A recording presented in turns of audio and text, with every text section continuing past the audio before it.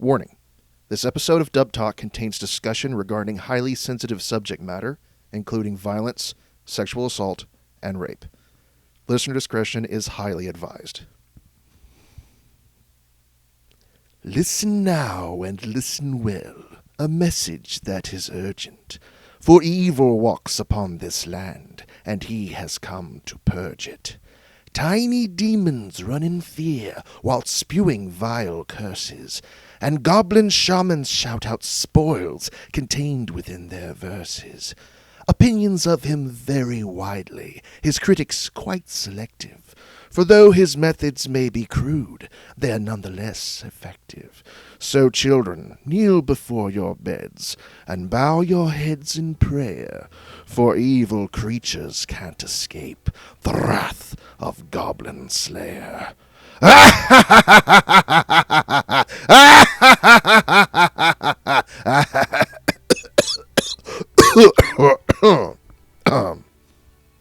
Yeah. Chained unto me, my adolescent dreams, pulling, clutch me deep, all my body exposed. Hello, fellow adventurers. Welcome one and welcome all to another exciting episode of Dub Talk, the podcast where a bunch of wizards and warriors come together, go on great adventures, slay some monsters, and if there's any time left, we talk about the latest and greatest in English anime dubs. I'm your Dungeon Master for this evening, SpacemanHardy, and tonight we are joined by three of my fellow adventurers. First off, we have Paladin Jamal. Onward to victory! Yes. We have Ogre Knight Roots of Justice. Get out of my swamp, donkey! Oh, And last and certainly least, we have Dwarf Bard Noah Clue. That was okay. You know what? Fine. You know what? Just for that, I'm pulling out a Weird Al song. no, please. Everything you know is wrong. Just sing the words and sing along. Why are you smashing my guitar? Anyways, the four of us have Gentlemen, the gathered tomatoes! The toga. No. Anyways, as you no doubt know, the four of us have gathered together not to play a rousing game of Dungeons & Dragons, but instead to discuss a dub of a show from... Actually, this is the 1-year anniversary of its debut.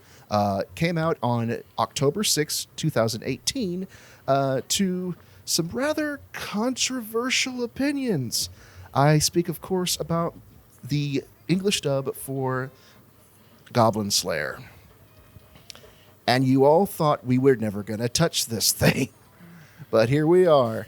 I mean, I got to be honest here, people. When he said this, I advocated that we just talk about the movie Labyrinth. I mean, that's got goblins that we can, have no controversy about. But no, he said we should dive into this. And I got to be honest, I was surprised once getting past the initial episode. So I am glad, Hardy, that you recommended this for our Halloween episode.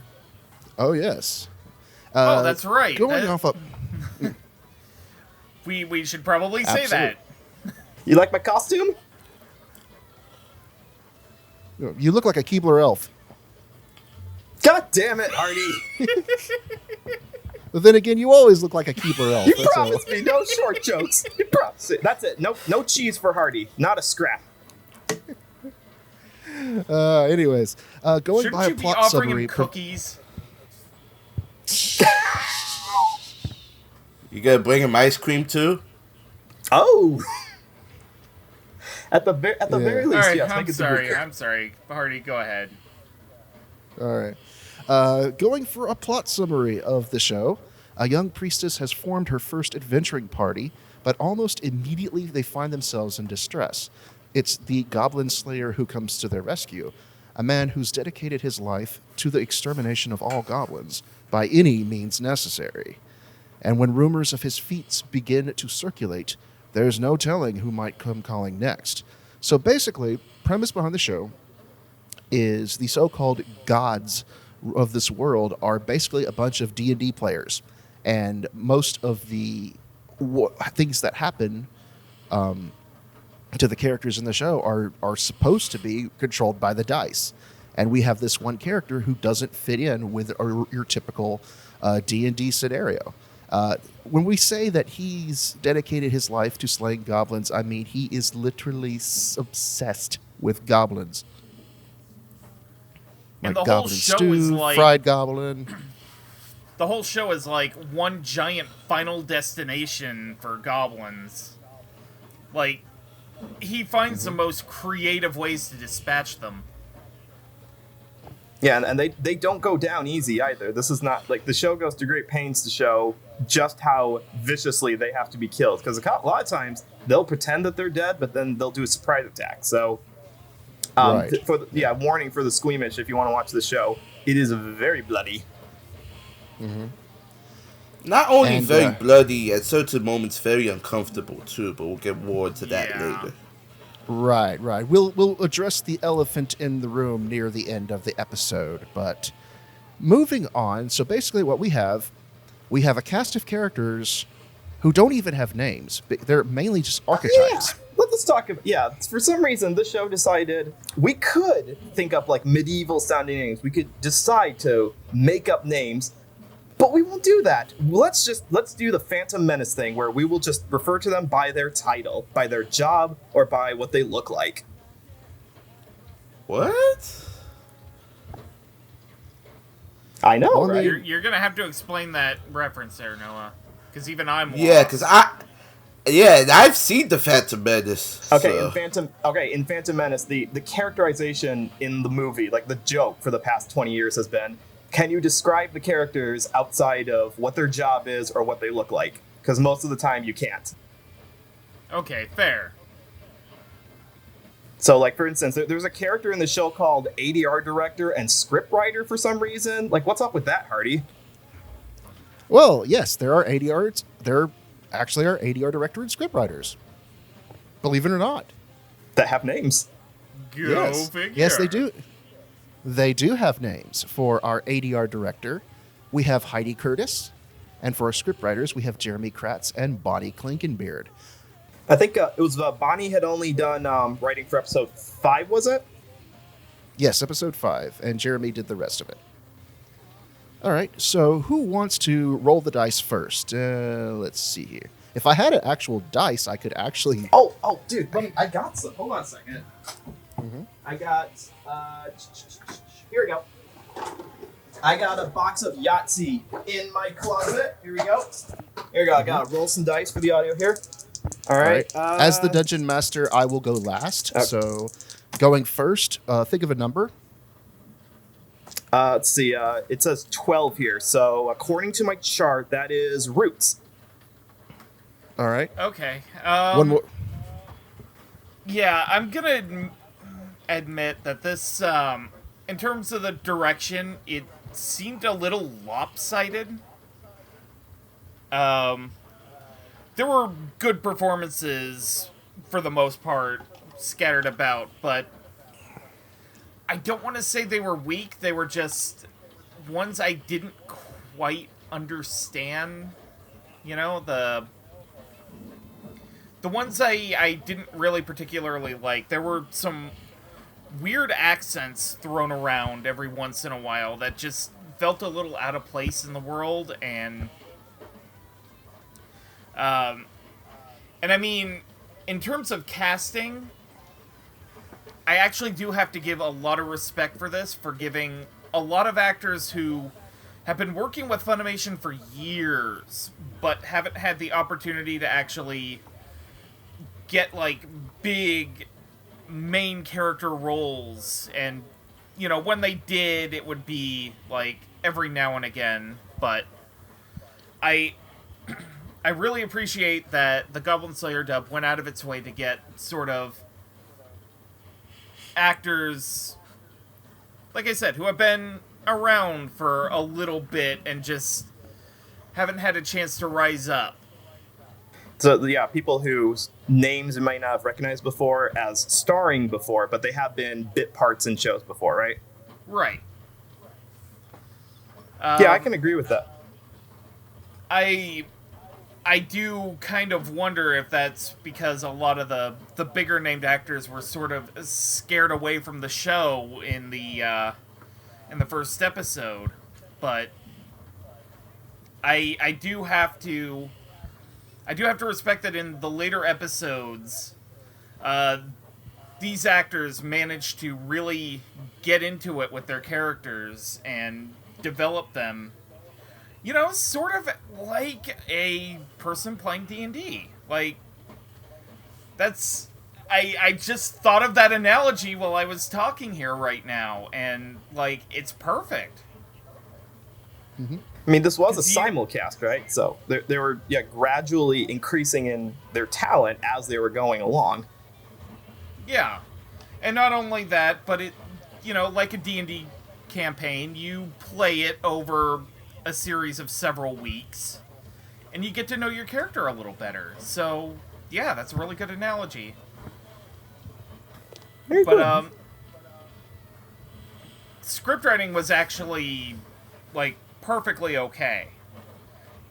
This is one of those dark fantasy epic anime, and there's only so much I can say that it got the job done of conveying the character's emotions while at the same time not falling into the sort of ye olde English trappings that, like, a medieval era anime sometimes fall into.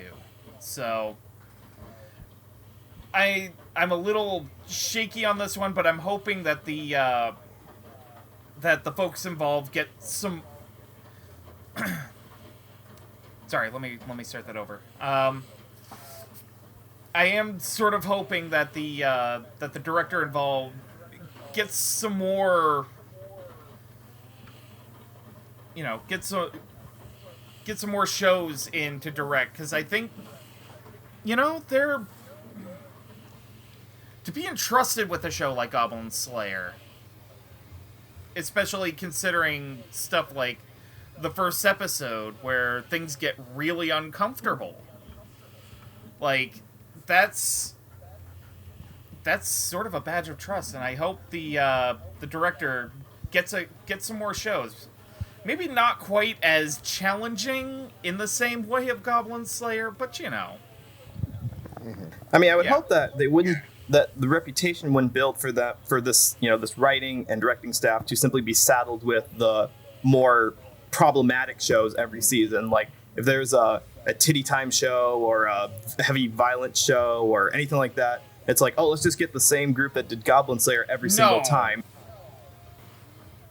But I mean, at the same time, like, there are also going to be shows coming along that have a little more moral complexity to them, and, you know, I think our director has proved themselves capable of such a show. All right. Next on the dice, Noah, what do you got? So, this is, like you said, Roots, a very dark fantasy kind of show, and definitely one that wears its Dungeons and Dragons, and also its Lord of the Rings pedigree firmly on itself. The goblins in the show are basically just orcs. There is a character dynamic that is essentially the same thing as Gimli and Legolas from Lord of the Rings. And there's even little references to it throughout the show. Like, there's an episode called There and Back Again, which, if you don't know, is the subtitle for The Hobbit. So understanding that, the direction on the show is a bit flat at times.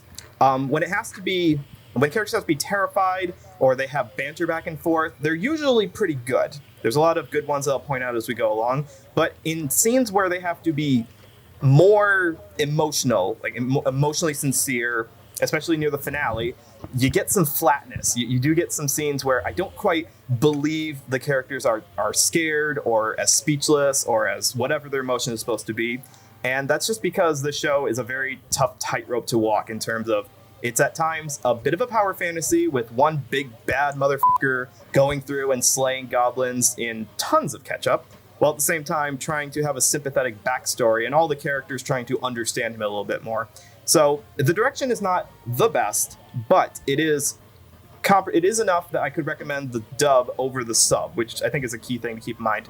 more props definitely to the writing, because there's a lot of lingo in this show, and you could tell it was based on a light novel, because in the first couple of episodes, there are just whole scenes of characters sitting around in the guild, in the Adventurers Guild, describing things like, this is how platinum, you get to be a platinum rank, or these are the 10, I think there are 10. Yeah, there's 10 different kinds of adventurers you can be. First is porcelain, the highest is silver, and you work your way up. They talk about the world. They talk about this demon king who's going on in the background. And the writing does really well. Jeremy and Bonnie handle the lingo really well. It's easy to understand with lots of exposition. It's very theatrical in the way they write it. I feel like the characters are just kind of like actors in a play, sitting around on a stage and having dialogue with each other. And the thing that I want to bring the most attention to is the way that the dub adapts some of the word choices. The dub uses the word plaything a whole lot, and uses kind of softer terms for more vile things that the goblins do to characters. And that word keeps getting used up. They refer to the goblins as victims as playthings or toys a lot. And I think that was a good choice. Like, the show doesn't want to have like an R rating in the language area, and because it makes it more palpable. So for writing, pretty good job on this. It's one of the better D&D inspired shows I've seen, which is all of 3 I think I've seen. Yeah, I've seen about 3 or 4 D&D inspired shows in anime. All right, Jamal. Okay, so get right into it. I found the scripts to be very good, very straightforward. I know Jeremy Kratz can write a fantasy very well, because I know in real life he's also a writer too, if you can believe it. So he's no problem handling stuff like science fiction or dark fantasy such as this. I did find that the prose was very straightforward, save for maybe 2 characters we're gonna talk about. But everything you could definitely tell easily that this was based on a D&D campaign, because, well, certain aspects of the show we'll get into later, but I do feel that when it came to the characters, the casting, everybody filled out the roles very well. The archetypes, basically. So, some maybe more than others. And I appreciate what Heidi did with her directing, because it's a mix of actors you've seen before but in smaller roles, actors you don't see as often, newer talent, and talent that's long been around but is underutilized. And I really kind of appreciate it. I think really the only flaws I kind of have with the shows, maybe a couple of the lines. I know 2 of them kind of coming from the Elf Archer, because for some reason I heard a Matthew McConaughey reference, but I guess that was maybe a little improvising on the spot. We don't know. All I do know is, I mean, really what the show has going for it is the characters, because everything else, it doesn't really feel up to par to me. Is kind of like, your typical adventuring anime, that kind of thing. I mean, it's like we said, it's based on a D&D campaign, and with D&D campaigns, they just pretty much, no pun intended, roll the dice and just go with it. As a few of us have learned from a certain trip to A-Fest. But one thing, I mean, it kind of makes sense, because the subtitle for this, I think, is Goblin Slayer, is he who does not roll the dice. I think it is. He does not let anyone roll the dice. There it is. So when you see that dice imagery, it kind of makes sense, because, he's pretty much taking all these risks and stuff. But we'll get more into him later. But I think for the moment right now, I think everybody was very solid. Even some of the smaller names you don't expect. But I kind of have to disagree with you, Roots, about some people not to want to touch this show, because I think the way the casting went about it, I think maybe for the Waller, they gathered up like people who wanted to be in the show or had enough free time and maybe do some things. Because at some point, I've heard Rico Fajardo and Clifford Chapin in the background. Hell, I've heard Jeremy and Anthony just duke it out against each other too, but How can you pick out them in the wall? Well, for one thing, the voices are the volume of the voices are very forwarding. Like I could like pick them out instantly. So. Oh, okay, all right.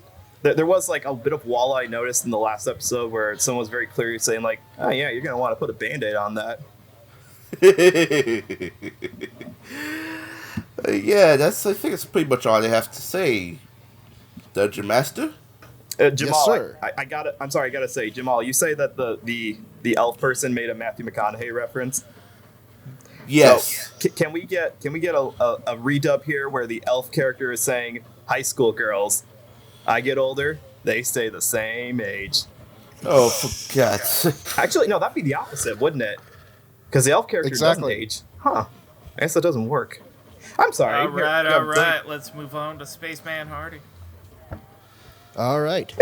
Yeah, I agree with a lot of the same points you have to make. Writing is very solid. I didn't feel like there were any lines that did not belong. Directing wise, it's not a perfect dub. There were a few characters and lines that did feel flat at times, but overall, the end product is definitely listenable, and as I agree, as the show goes on, the actors fit into their roles much better, and towards the end, you can see a most definite improvement in the overall quality. So yeah, I agree. I hope this director gets to work on more shows, and with a show such as this under their name, I hope they get to expand on their Resume? resume. Yeah. Yes. All right. So, moving on from our ADR and script, we are heading off into not actually a character, but we are going into our narrator for this show. And there's really no description for the narrator. The narrator is voiced by Jessica Peterson. So, you went first, Roots. What do you think? Honestly, I think she did a pretty good job as a narrator. I mean, unfortunately, this isn't David Walden, Mr. Tonagawa, where every time he speaks, he steals the show. This is... Well, I mean, who is? Touche. This is not... Yeah. Although But I think this- Ian Sinclair, from How Heavy Are the Dumbbells You Lift, could have given him a run for his money. I was going to say, if this True. show, if Ian had been the narrator for this show in that same style, it would have a very different tone for the show. Yeah. I'm just imagining now the characters show up in the guild and the narrator says, "Girl, you hungry?" But in any case, the point I was trying to make is, like, this is, as like, a proper narrator who's not supposed to be a proper character in the show, the role is meant to be a little more low-key. Yeah. And, she gets the information that needs to be conveyed accurately. God, it's really hard to describe the narrator, but it does feel a bit storybooky, which, you know, considering the narrator, that's a good thing. So I guess that's my thoughts on the narrator of Goblin Slayer and Jessica Peterson playing that role. Okay. Noah, your turn is up next. Thank you. You're right, Roots. It's not a personality-heavy role. It's a character that is supposed to just convey the we are just playthings to the gods mentality. But the thing that came out to me, and it's interesting that I wrote this note down before I knew that we were actually going to be talking about the narrator, because this is just how strongly it stood out to me as we were watching it. Have any of you guys seen the Ralph Bakshi movie Wizards? It's been forever. Nope. Ooh, In Jamal, fact- you in need fact, to I watched it- change that. I watched it on your stream, Noah. Oh yeah, I remember you were I showed that back in 2011, even further. I don't know, it's been a while. But the reason I bring that up is because at the beginning of the movie Wizards, which is this movie that is also kind of D&D based because it takes place in a medieval kind of post-apocalyptic setting, the narrator at the beginning of it kind of describes how the world got to be the way it was, and that narrator was played very well by Susan Tyrrell. And the opening narrator for Goblin Slayer almost felt like an homage to that opening, the way that it describes the way that the gods got bored of their play games. They split up the world into different creatures, and now we are all just playthings to the gods, and that's a very terrible impression. But the way that Jessica portrays that narration is very fitting for the sort of the grand setting of the show. Like, the show has some silly moments too, but it goes back to seriousness when it needs to. And so for that, I'd say did a good job on that. I don't know if it was an intentional homage to the opening of Wizards, but whatever it was, it's definitely tapped into that same fascination with fantasy that Bakshi was interested in. All right, Jamal. Yeah, I think the thing about the narrators try to demonstrate the world building of the show, and I think it's at that point you realize the show is not about the world building, it's about the characters themselves. And Jessica Peterson, while she has a very good narrator voice, the writing kind of felt a little awkward to me. Like, I mean, I haven't heard narration this winter's Divine Gate, and the less said about that show, the better. But Wow. Yeah, it was very weird, that narration, though. But I feel, didn't you reference Divine Gate when we recorded the How Heavy Are the Dumbbells You Lift episode? no, I feel like I forget what it was, but I feel like Divine Gate keeps getting brought up for some reason. well, I kind of needed the basis of comparison. I mean, Jessica did a pretty good job. It's just that the show itself didn't give her much to work with, because if you couldn't figure out from the dice imagery, you could tell, at least from the 2 episodes in the first half, that this was pretty much based on D&D. Even the visuals they show, it looks like it was kind of like a D&D kind of world too. But only like the last episode does she give a little more backstory to Goblin Slayer, besides the other characters, you know. But you're right, it is kind of a low-key kind of thing. Like, it's not a priority, but, you know, Jessica did well with what she had to work with. Right. And so, yeah, you basically have, you all have said what my thoughts are. It's a narrator position.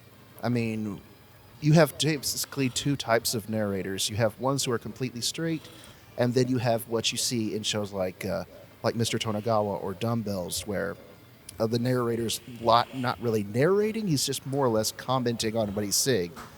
And this was not a show that needed that. This is a show that just needs to carry out the exposition that it needs to.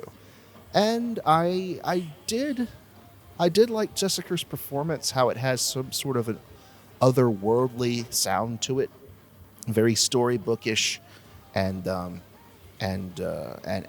plain, but it does what it needs to do, and it does it fairly well. So that's really all I have to say. So let's move on to our first 4 adventurers. We have 2 pairs. Let me go ahead and roll the dice on this one. Okay, yep. Let's do those characters. Okie doke. We have 2 pairs of adventurers. One couple is more experienced, and we have a pair of newbies as well. These are our character names. I'm not making this up. We have Spearman and Witch. Relax. Spearman. And Spearman does whatever a spear can. Oh, Yeah. Shoots a spear, any size. Stabs a goblin, any size. Look out. It's like, he's a lancer who doesn't die. Oh no! Oh, you noticed that too, Hardy? Oh. Hardy, You noticed that too? Yep. I just realized that this morning. Oh no, Hardy, no! I mean, from the armor right down to his ponytail, it's just like Lancer. Dude, Megan's gonna send you to Suplex City. In that case, I'm glad he said it, not me. All right. Okay. Well, anyways, we have Spearman and Witch. Spearman is basically a Lancer from Fate Stay Night. Thankfully, he avoids most of their fate. He's very cocky and arrogant, and he has a big mouth, but he can back it up with his skills, as we find out. And then we have Witch, who is that's what she is. Very, very sultry, very, what's the word? Can I make a reference to a bridge series, please? Sure. All right, I'm gonna reference the Yu-Gi-Oh! Bonds Beyond Time movie or bridge where was it? Come on out, dark magician girl with really big boobies. That's basically it. Yeah, she's a very sultry, sensuous character who talks real slow and likes to use her assets to her advantage. But she also is very skilled with magic and helps our heroes out a few times. Then we have our other pair of adventurers who are a couple of newbies, and these are their names. I'm not making this up. We have Greenhorn Warrior and Apprenticed Cleric. Like I said, these are two brand new adventurers in over their heads, but thankfully they come out at times to get help from either the Goblin Slayer or the others. And thankfully they have their fates are much, much better than the three adventures in episode 1, which we are not talking about. And so playing these characters, playing Spearman, we have Kyle Ignacy. Playing Witch, we have Amanda Gish. Playing Greenhorn, we have Matt Shipman. And playing the Cleric, we have Sarah Wiedenheft. So, Roots, you went first last two. Let's take another turn. All right. I gotta say, I really like Kyle Ignacy's Spearman. Like, he gets the character off like incredibly haughty, completely arrogant, but like Hardy said, he definitely does have the skills to back up his words. What rank was he? I want to say he was at least silver, like Goblin Slayer. I think he is silver. Yeah. Yeah, I think we don't see any gold other than another character later down the line, but everyone else is silver. Okay. But yeah, considering like the first rank is like porcelain, and then you like one of the highest ranks reached in the course of the show is silver, like he definitely has the kind of skills necessary to like back up his arrogance. So, and in particular, I happen to really like Kyle's performance in episode 12, I want to say. Mm-hmm. With the raid on the farmhouse. Because he more or less, during the course of the battle, sheds that arrogance and actually proves himself to be a very formidable fighter. Yeah, takes the champion down by himself. Mm-hmm. Should have gotten paid more gold for that. Yeah, I really liked it. I'm not a particular fan of the accent Amanda Gish used for the witch. Like, there was something in the back of it, like some sort of foreign European-ish. I couldn't make it out. Like, Well, no, it is. It's because it's it's not a typical American accent. I haven't met any American who talks like this. It's definitely a more lower, slower, subdued kind of voice. Yeah, I don't know if I call it European. Yeah, I'm not sure, but I'm kind of curious to know how it sounded in the Japanese, because I have not seen up to where the witch shows up in the subtitled version. seen like an episode or two of that. But I don't know, it just seemed a little odd. And it stuck out in the course of the show where I don't know. There's a Roots. Have you ever seen the show Mushishi? I've seen a little bit of Mushishi, yeah. Do you remember what the narrator sounded like in that show? Vaguely. Okay, I think that's a little closer to what Amanda was trying to go for. That's Anastasio Munez's voice, and it uses that again, it's sultrier and it's lower, and it's not quite like Colleen Clinkenbeard level low, but it is otherworldly, is the best way I think I could describe what Amanda was going for. Okay, yeah, I can definitely see that. But, like, overall, the performance itself was good. I guess I wasn't a fan of the choice of voice used for the performance. And I mean,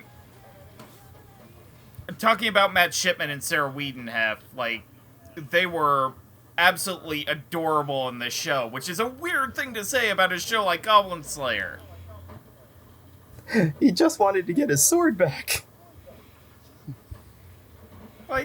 Like his whole story arc is just going back to a dungeon that he completely beefed it in to get his sword back, because it's too expensive to buy a new one.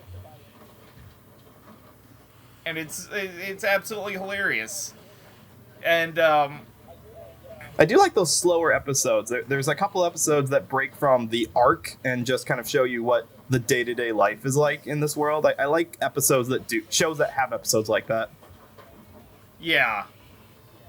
But the Matt Shipman and Sarah Wiedenheft were absolutely pitch-perfect comic relief for the show, which it desperately needed that palate cleanse every couple of episodes. Mm-hmm. So, yeah,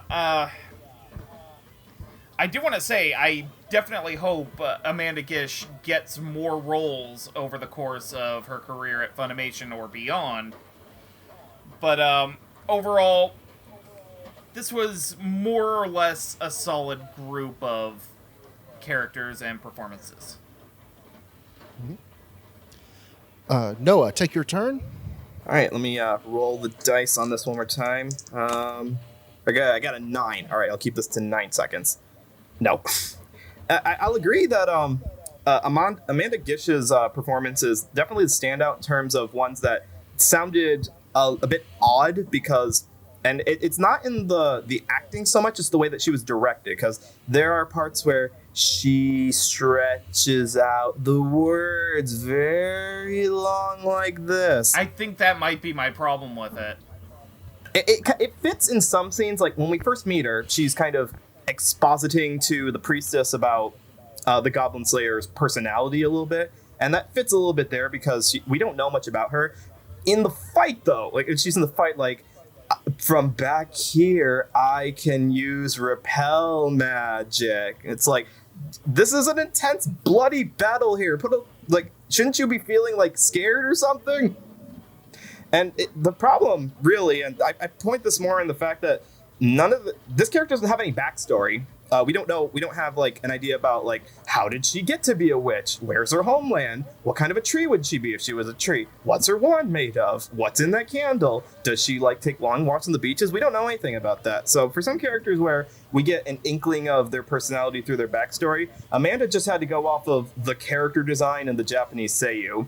So it's definitely a weak link in terms of the show, and I do not think that just pulling a candle out of your cleavage is enough to be a character personality, but I do understand why that character is there, because she has a big use in the final battle. All the magicians do. I don't know what that sound is in the background. You okay?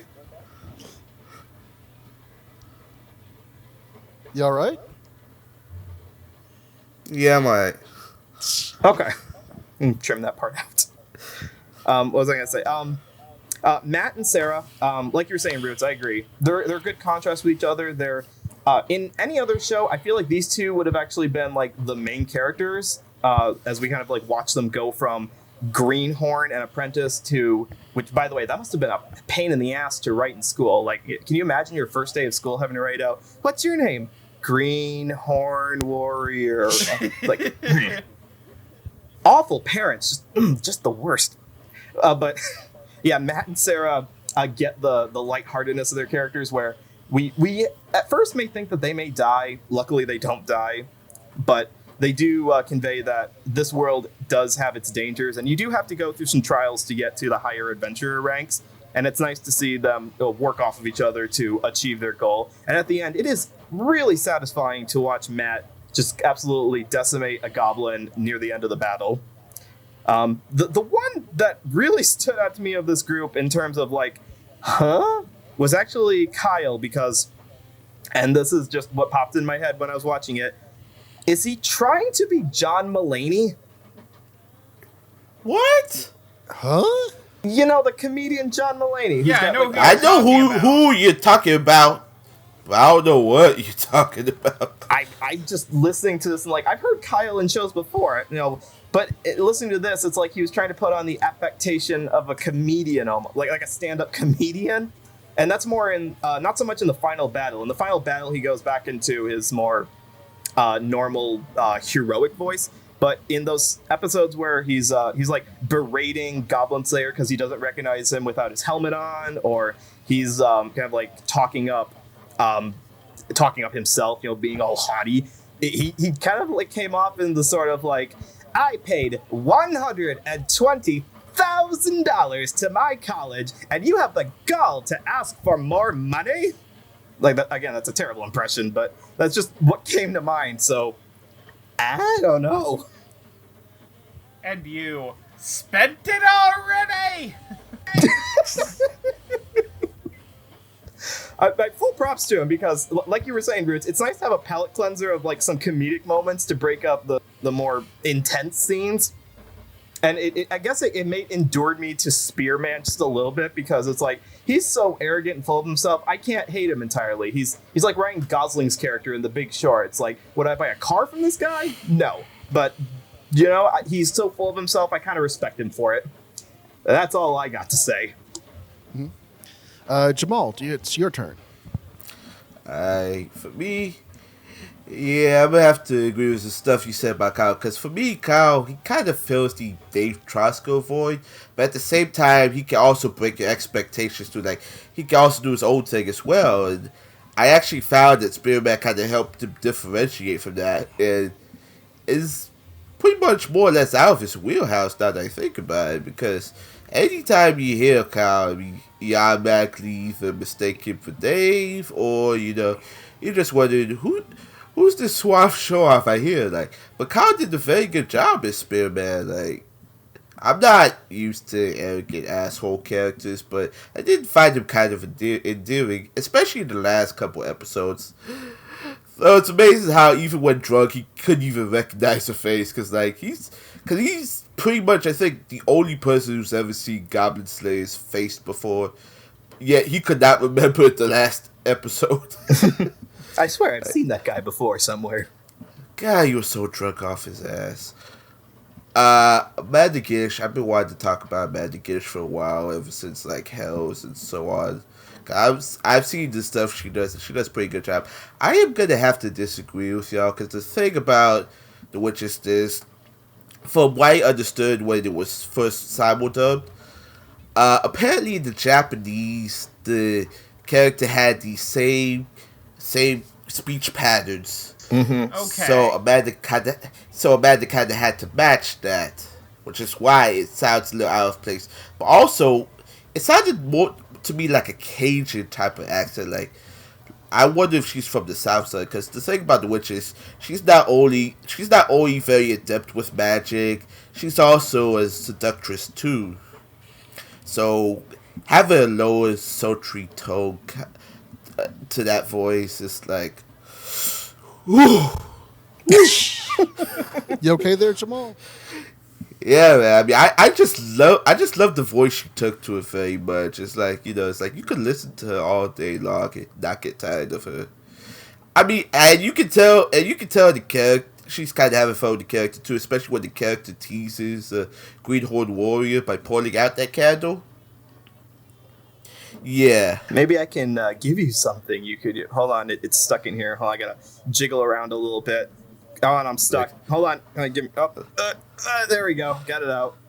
I like to stick my candle with it. Anyway, moving on. Anyway, but yeah, moving on. Matt and Sarah's the warrior and cleric, respectively. Yeah, they were very charming. I mean, I guess in every type of show where you kind of need something to break the tension a little, you got a couple of bumbling characters here and there. Because I know that was the same way in Ramen's with Saito and Stephen Fu. Because as serious as that show could be at times, like, you just kind of need something to break the tension.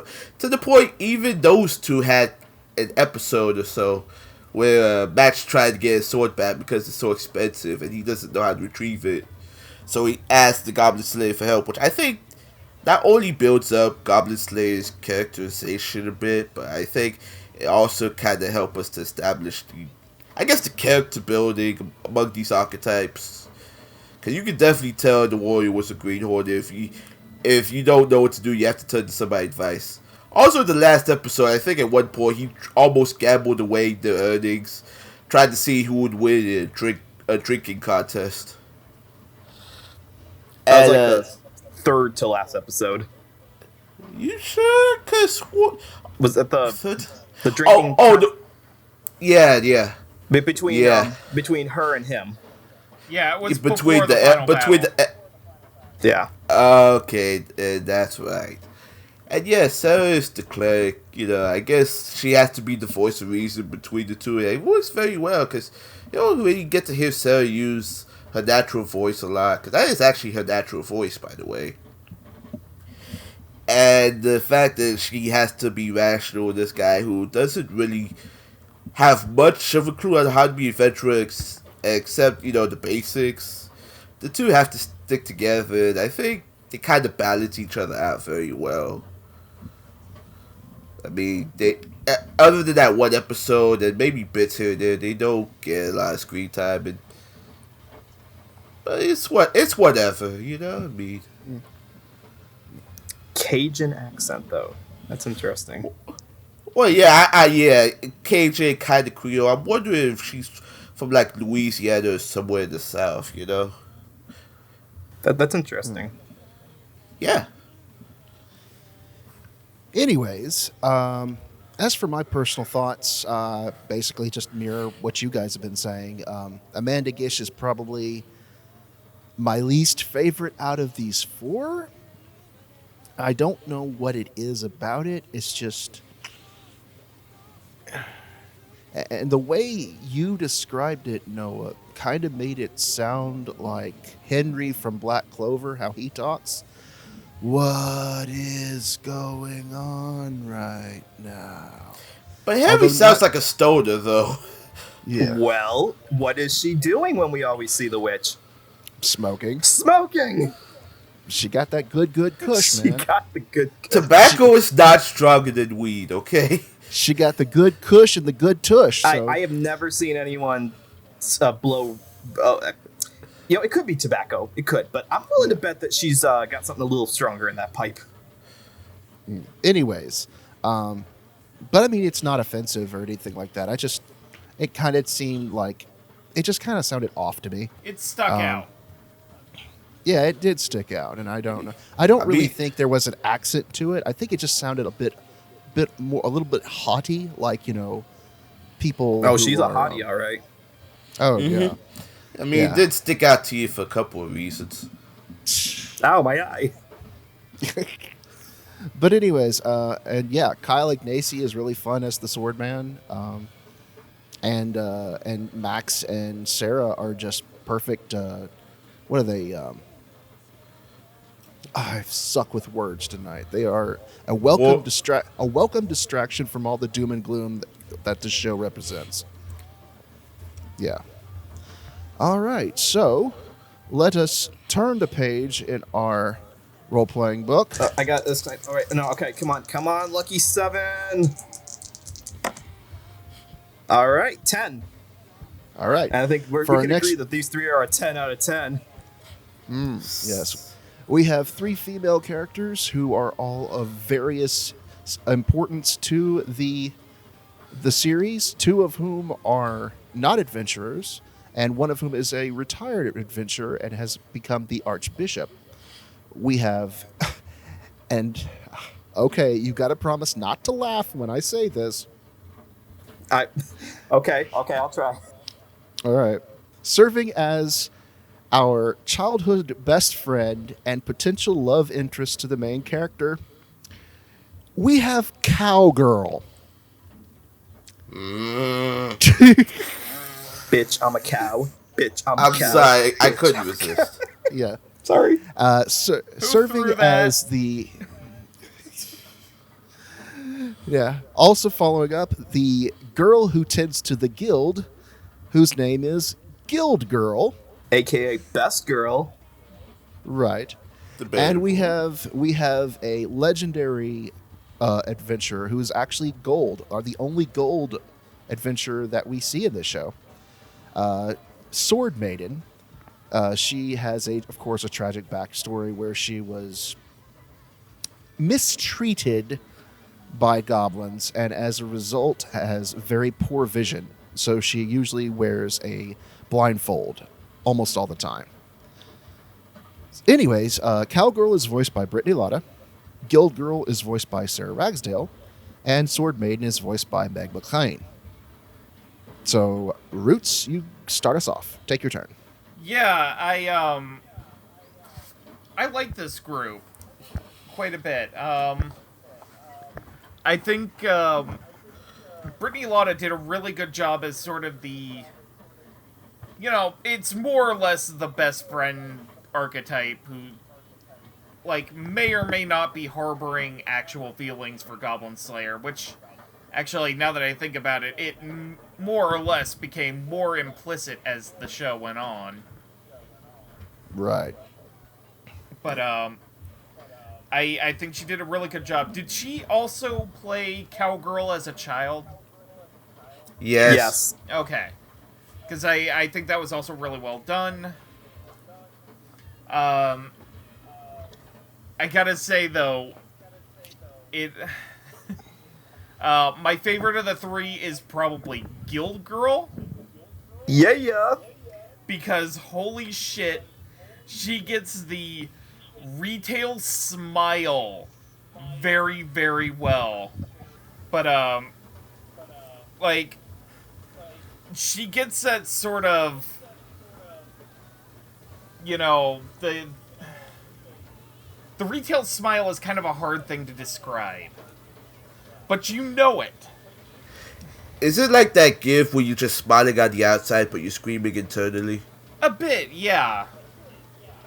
It's basically you're trying to be as cordial as you can to a customer, but at the same time, like, you're like, holy crap, this person is speaking just this absolute vile garbage to me.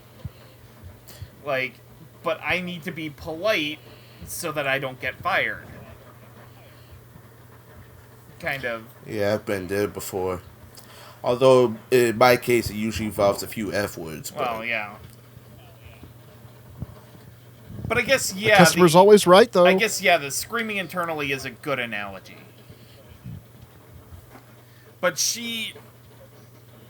I want to say it was episode 5 or 6, where she's dealing with the newbie who wants to join the guild. Mm-hmm. That Goblin Slayer had to attend the interview for just as a witness. Like, that was one of my favorite scenes of the whole show. Just that one individual scene of Guild Girl and a Priestess and Goblin Slayer just in the room with this complete shit of a kid who wanted to join the guild, but it was secretly taking armor and goods from the treasure and not sharing it. And he's just being a little goober about it, and just like it was a really good performance. And I guess what I'm about to say is probably better saved after I talk about Sword Maiden a little bit, where it wasn't my favorite of the three performances. I think Meg McLean did a good job with what she was given, but the character really didn't do too much over the course of the show, so I don't have much in the way of an opinion. Sword Maiden is a very straightforward character whose purpose in the show was more or less to just convey information to Goblin Slayer's party while she was there, and also kind of act a little lovelorn toward Goblin Slayer, I guess. Which brings me to the point I was about to bring up with Guild Girl, that the sort of harem-ish kind of dynamic with all three of the characters we talked about, like, that seemed a little weird to me. Just How they all got the hots for him? yeah. I mean, more or less a guy who wears a helmet, like, all the time. I get Cowgirl, because childhood friend, she's known him for years, but, like, the other two basically just know him as a Goblin Slayer. And just, this isn't a knock on the dub, it's more a knock on the show itself. I got a little uncomfortable when Sword Maiden was talking about her backstory, and the camera would just pan to her thighs and breasts, like, a lot. That is not. Like, that's that is not a trope. scene where you want to fan service it up, and they kind of did. Well, requesting permission to talk about something slightly heavier. Why don't we save that for final thoughts? Okay. Yeah. Because I'm gonna pass it off to you. I've said my piece, but yeah, let's save our talk for that for final thoughts. Fair enough. That's because these three characters do, well, two of them kind of elicit a little more discussion about the kind of tropes that this show unfortunately falls into. And I think that's a good reason for us to talk about this show, for us to really critically analyze anything we talk about, because a lot of times shows will have things and tropes in it that maybe they don't quite question why they're doing it. For instance, let's have a redhead cowgirl best friend character with very large tracts of land. A cowgirl has nice udders. And yes, there are women out there who have very large breasts, but this show chose to make that a feature of her character design. And as far as the actual acting, it's the closest we get to Moe. Brittany Lauda's got this very enthusiastic, higher pitch, contrasted with the other adventure characters that we meet. So yeah, it's the closest we get to Moe. Unfortunately, while she's really good on the chipper hyper parts, like you were saying, Roots, with her flashback where she was very enthusiastic about getting to go into town and I'd like to buy you a gift, when she has to have her more emotional, darker scenes, like especially in episode 11, and she's told to run because the goblins are coming, I didn't quite buy some of her line reads, like when she says, like, "You're kidding, right?" Like the way she says it, I didn't quite buy it because it's a little too flat for my liking. And that may just, again, come to the direction of the show has some mood swings when it comes to how serious the show is. So, very good on the peppy sides, but as far as Cowgirl's more emotional parts of it, some of it just felt a little flat to me. What did not fall flat to me, though, was Sarah Ragsdale's performance as Guild Girl. I pegged her as the best girl from, like, episode 2 onwards, and I was proven right by the end of the show. She is the best girl. She's got the most a more natural voice compared to all the other characters, and it really is kind of tied to that. Like, her personality is just geared towards helping everyone with her job, which is to give them quests. She has to manage the quests being given out, or take assignments from people who want to hire adventurers. And she's just got this very natural voice to her. Like, I just love Sarah Ragsdale and pretty much everything I've heard her in. I'm really glad that even though she does fawn over Goblin Slayer quite a bit, it doesn't define her personality. Like, there are parts where she's kind of blushing a little bit because she's being called out for her crush on Goblin Slayer, but that's not her whole reason for being there. There are shows like Konosuba that have these guild girl type characters that don't get a whole lot of presence here, but Sarah really makes a good go of guild girl. But can we give these characters names already? No, we can't do that. Just giving her a lot of personality just from the way that she's got natural pep in her voice, and it's a lot of fun to listen to. Jumping on over to Meg McLean, it's an archetypal motherly kind of voice. She's got very full, powerful sounds and when she's speaking. But then she does have to flutter between being a leader who's like, she impresses everyone at first because she can tell how many people are in the room with her eyes being covered, basically. But then she has to get very broken up in her final episode when she's kind of talking about why she did the thing that she did with her familiar and the goblins. That's just a terrible backstory in itself. Not like terribly written, just, it's very sad, it's very tragic, and yes, you do feel for that.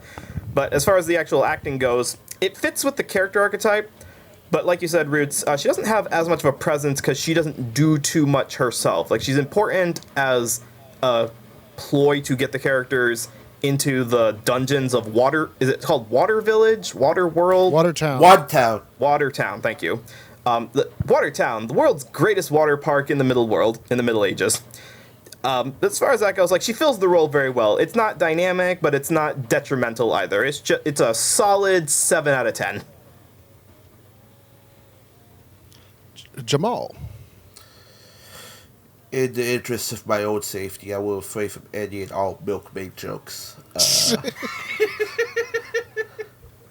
Dude, you're in our podcast. You can't. There is no further down to go. I'd rather not have certain people calling me out in particular, because I just wanted to say I really enjoyed Brittany Lauder as Cowgirl, and I thought I really like the tone she takes with her when you see her at current age. Her voice is kind of trippy. It has like a little pep to her. But she does have like some worrying moments. I think she's trying to put on a brave face, because as her uncle pointed out to her, he knows that Goblin Slayer is pretty much lost. Is not the same person she grew up with, and she's just ignoring the fact, which I can understand. I mean, like, when you've had someone who is as traumatized and you've kind of been traumatized yourself, you'd want to have the pain away at times. I mean, nobody can really unpack all that baggage, I mean, just keeps going and going and going. And especially like when she played the younger version of herself, because I'm very used to her voice at this point. I can pretty much almost pick her out of the crowd, much like Megan did the A-Fest, but she I didn't really have any problems with her, unlike the two of y'all. I thought she did very well. Sarah Ragsdale is good, girl. I've been wanting to talk about Sarah Ragsdale for a while. I think, so I know sometimes, like, especially in some of the later shows she's in, her voice has kind of this sing-song kind of quality depending on it, and I really kind of enjoyed it. Like, Girl, obviously she has a thing for Goblin Slayer, if you couldn't tell. And the way she kind of has to portray that is like, like, she's just going about being her usual self, while at the same time, yeah, she does have a customer service kind of voice, but it's not like it's very frustrating to her, like what she has to deal with, or at the very least, what she kind of shows us, because, it's, again, she kind of puts on a brave face. It's not like she's like, "Oh my god, I can't stand this. Thank you for helping me out." No, not like that. Like, you know, she's upbeat even when she's letting down her guard, pretty much. but the way she owned that kid who was pretty much a pain in the ass with Goblin Slayer as an observer, it's like, oh, that scene was fantastic. Like, yeah, I can't. For me, well, I'll get to that later.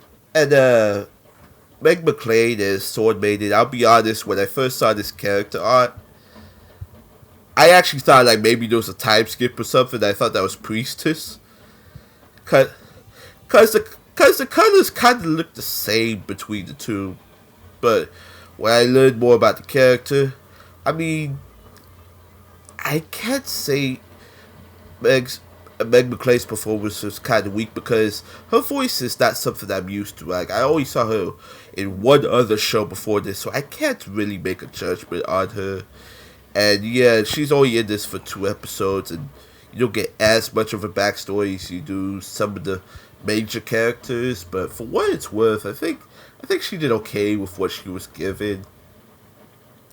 And the trauma, I'm putting it in air quotes because there are some things like she was a bit uncomfortable talking about, and there are other things like she talks about with Goblin Slayer that like you kind of wonder like, was this really kind of necessary? Maybe it was, maybe it wasn't. I don't know. But I thought she did a pretty good job, and I can't really choose best girl because I think in my opinion, like they're all best girls. So, like, I guess it comes down to actually no, don't even pick if you don't want to. Like, everybody did their job very well. Everybody did their role very well. And that's all I have to say. Noah, I kind of have to disagree with you about Cowgirl because I actually really enjoyed Brittany's more emotional parts near the end. Yeah. Honestly, I don't. That didn't sound flat to me or at all. And in fact, that's probably of these 3, she's easily my favorite performance in the show because I think she brings like this sort of really genuineness to Cowgirl as a character. Guild Girl, I like as a character. Sarah Ragsdale's voice is still taking me a little bit to get used to it. I think she's a good actress, and I think that she hits all the acting points right. But there's something about the voice that I don't know. I don't want to say it rubs me the wrong way, but it doesn't. It's just it's taking me some time to get used to. And I've heard her a few other things, and Did you? it's the same way there. So Did you watch Kobayashi's Dragon Maid? I did. Okay, that's same reaction to that. Who was she in? She was Kana's best friend, the other elementary school girl who had the lesbian hots for Kana. Oh right. Yeah, that. I haven't. I need to go back and rewatch that dub. I don't remember too terrible much about it. Okay. Yeah, and as far as Meg McClane as Sword Maiden goes, she played the role for this character who is important but not too important or memorable, and really didn't stand out that much, to be perfectly honest, in comparison. So, not the most glowing golden reviews I have for these actresses, but they did a fairly good job, all things considered. Yeah. All right, let us move on to our first set of main adventurers. Yes. All right. Come on, 12. Okay, I rolled 2 dice. How did I get 1? Nat 1. That's weird. You got snake eyes, which is appropriate considering one of our characters has something in common with those. We have a trio of adventurers who hunt down Goblin Slayer and convince him to join them on a few of their quests. First of all, we have the Dwarf Shaman. He is 136 years old. I believe that's the number. He's over 100 years old. He loves his fire water, and he loves making fun at the elf's expense. We have High Elf Archer. She is 2,000 years old. She is an expert archer and does not have very much upstairs in the chest department. And finally, we have Lizard Man Priest, who loves him some cheese and wishes to become a dragon someday. Or as I like to call, Boraicho Kitada Nightwolf. Pretty much, yeah. Playing Dwarf Shaman, we have Barry Yondell.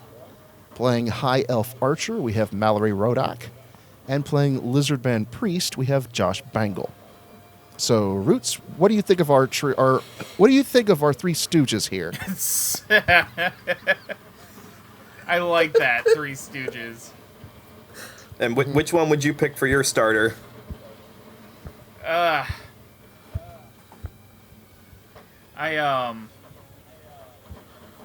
Sorry, I'm just taking a sec to collect my thoughts. I'm gonna start with Mallory Rodak, because, I really...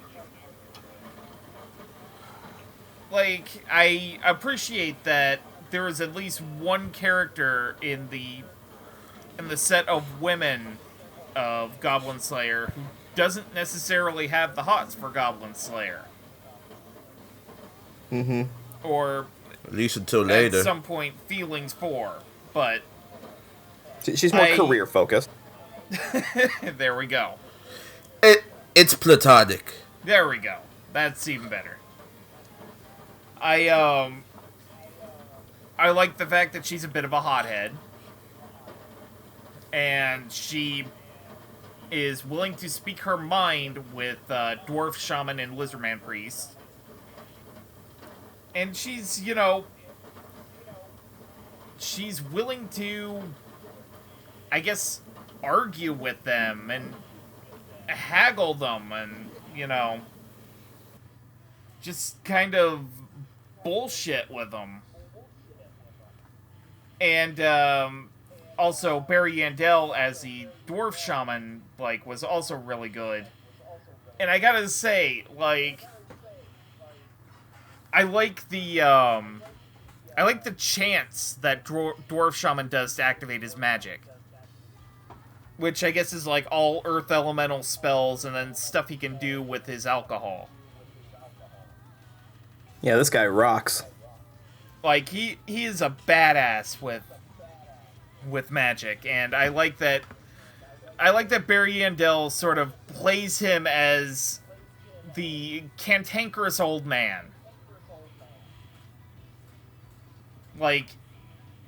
He's not necessarily wise, but he's a good time. And one particular scene I really like between Mallory Rodak and Barry Yandel is the aforementioned drinking scene, where they are competing one against one another to get absolutely hammered, and people were betting against them. Yeah. I think the guy who wrote this had been watching Raiders of the Lost Ark before he wrote this. That's entirely possible. But as much as I have been gloating... sorry, let me try that again. As much as I've been glowing about these two, it's Josh Bangle as the Lizardman Priest that takes it for me of this group. He... Really? It's one of my favorite performances of the show. He is sort of the straight man to the rest of the group. He helps resolve conflicts. He's an incredibly strong fighter. And he loves cheese. And milk. And ice cream. That was a great revelation. That little part about how he never had dairy-based products because his people don't cultivate animals for their milk. They just eat them. Right. But it's just this big old lizard man getting moe over dairy. And Josh Bangle really nailed that. He gives Lizardman Priest a very big and strong voice, but then, like, completely melts it away when he's offered a wheel of cheese or ice cream. It's just this beautiful thing. I'm going to pass it on to Noah, because I think I've said my piece on the matter. I'm going to reference an old cheese commercial, and all it was there was a little girl who got a lot of presents from Santa, and the dad's like, that must have been some cookies you left him. And the girl says, I didn't leave him cookies, I left him cheese. So let it be known that Lizard Man Priest is Santa. Wow. He's It's hyper canon for now. a hunk of cheese. That's all I took from this show. That's great. Yeah, actually, let me talk about Josh Benkel's Lizard Man, because his design, the Lizard Man Priest design, has an almost Native American design to it. But I didn't notice that until a couple of episodes into the dub, because I was listening to Josh's performance of it, and he kind of gives the Lizard Man a Native American voice to him. Like, if you've seen, like, it's not G.I. Joe, what's that character name? Sparrowhawk, I think. Like, it's not that stereotypical, but it's like kind of the gruffer, more reserved Native American voice that you hear in better adaptations of it. And, like, I feel like that was trying to connect with the headdress that the Lizard Man has, because he's supposed to be kind of estranged from his people and using the kind of magic that the rest of the cast doesn't really have any connection to, because it's very just unique to his people. So that was a nice touch. Like, it's very, I have to give a lot of props when a character an actor can convey an element of the character entirely through their voice. So very good job on Josh.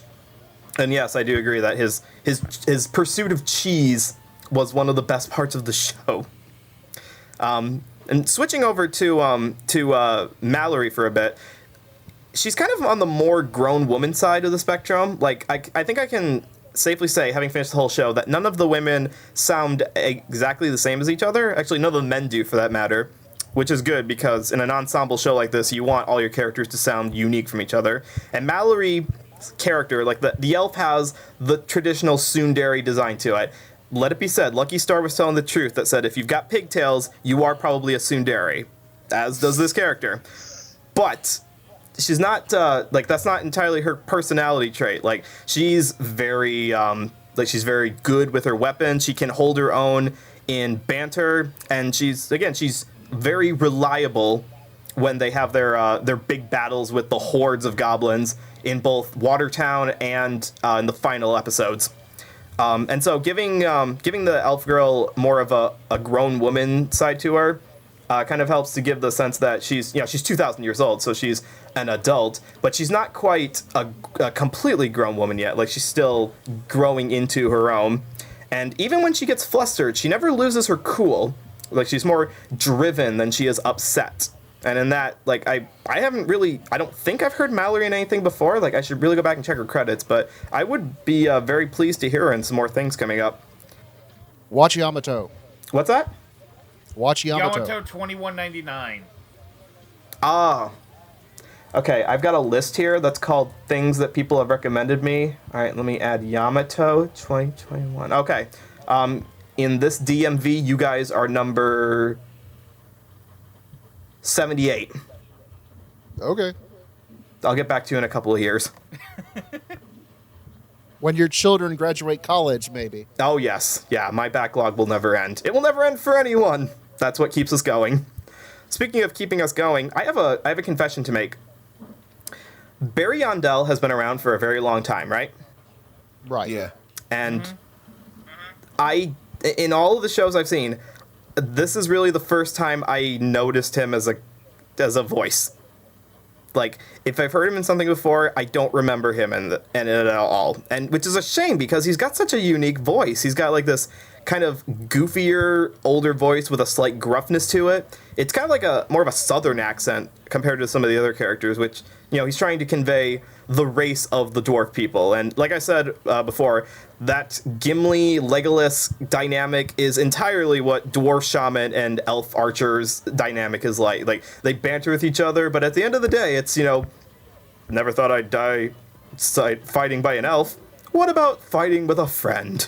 Like that kind of friendship that they have. And Barry really sells the, like, he's more for the goofy comedic interpretation. Even when they're in dire situations, he's never he never sounds like he's super serious. And I mean that in a good way. I mean, like, he never loses his composure. He never gets frustrated by stuff. He's very very reliable in what he does. And I do like his spells, especially using the fire wine. Like that entire he puts them all to sleep. He puts all the goblins to sleep by spewing fire wine at him. Like that is a wine that is to be tasted. We the four of us will go drinking after this episode to find that fire wine. Just hell no, I saw what happened to Matt Shipman in the last episode. I'm not ready for that. What if we just kept going back and forth until one of us passed out? You mean like my nightly tradition? My cup's almost empty. But yeah, for all three of these, they sound distinct from each other. They play off of each other very well. And I got nothing but good things to say, really. Jamal, take it away. Alright, starting with Barry Yardell. For the last year and a half, I've been hearing Barry Yardell some pretty good stuff, to the point I can actually pick him out now. Like, you're right, though, he does have a very unique voice. It's like, as impressive he hasn't been in a major role like this until now. I don't know why. I mean, like, he's very good at what he does. I mean, I think he also teaches voice acting on the side. I think. I'd have to look that up, but Barry's having a heck of a time as this little dwarf. I thought it was pretty cool. Mallory's the elf. It's weird. Usually when I hear Mallory, she has kind of this air of arrogance in her voice, but then after the last year or so, it's like she's just enjoying herself. Like, I really like the way she portrays the elf archer, like, to the point that when we were at A-Fest, I actually got a signed autographed picture of the elf archer because I enjoyed the character so much, especially when, like, in her drunk moments too. Like when she's freely able to speak her mind, it's kind of amazing what you can hear. Because I know, like, at one point, I said earlier there was a Matthew McConaughey reference. At one point, I heard the episode just her going, all right. And I'm like, wait, what? I'm sure that was totally in the Japanese.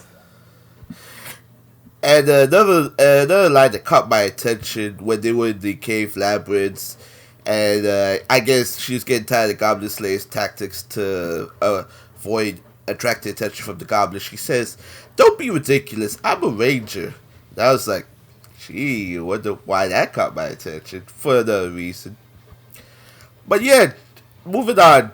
Josh Bangle is Elizabeth Priest. I've only ever heard him in two other roles. One I may be talking about at a later date. He has this very distinct voice and this very distinct prose. I guess the way they chose to portray him up, because, you know, he's a lizard man priest. It was very unique, but it came off as very natural too. And I like how not only he handles the dialogue, but how he handles his reactions very well. Even the simplest of things that doesn't exist in his life. Like, Roots, I'm glad, like, you listed off milk products. Like, we got, like, milk in this section. I'm afraid to talk about lemonade later on, but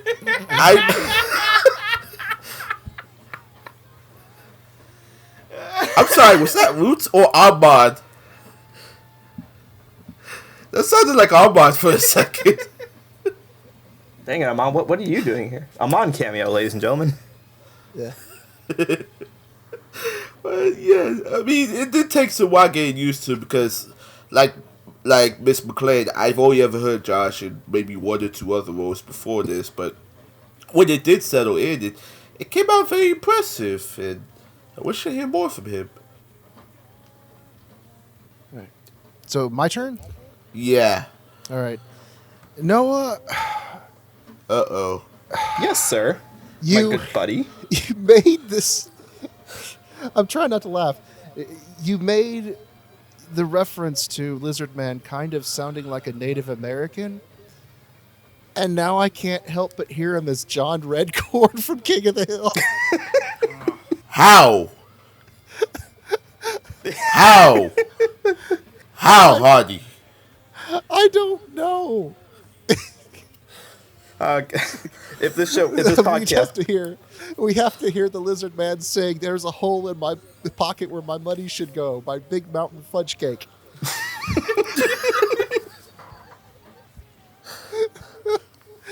you're very welcome. Glad to have brought Western cartoons into this anime podcast. Anyways, among these three, the lizard man is probably the hardest sell for me. Yeah. Because he is very, very deadpan. And when you have a deadpan character like this, it can sound like they're just reading from the script. But I think in the lizard man's case, it works because he isn't one to show off his emotions unless he enjoys something like cheese. He's very down to earth, very straightforward, and almost has kind of a militaristic approach with his line reads. And so I think Josh is kind of the three, he's kind of the hardest sell, but at the end of the day, I think he does it really well. And Barry Yondell is just a treat as this ornery little dwarf who likes him some drink. And he's a lot of fun to watch. He's a lot of fun to play off of Elf and his little quips against her. And, well, I never suspected I'd fight against such a flat-chested elf. Oh, nice. But actually, the reason I wanted to talk about this dub in general is because I think this might be my favorite Mallory Rodak role ever. Wow. Yeah. Because like you said, she hasn't really gotten a chance to play a lot of high energy characters up to this point. Usually when they have Mallory, they're sort of, more tame and more elegant and more or more dark, and sort of have this not autocracy, but this significance among their voice. The elf is just kind of a troll, really. No pun intended.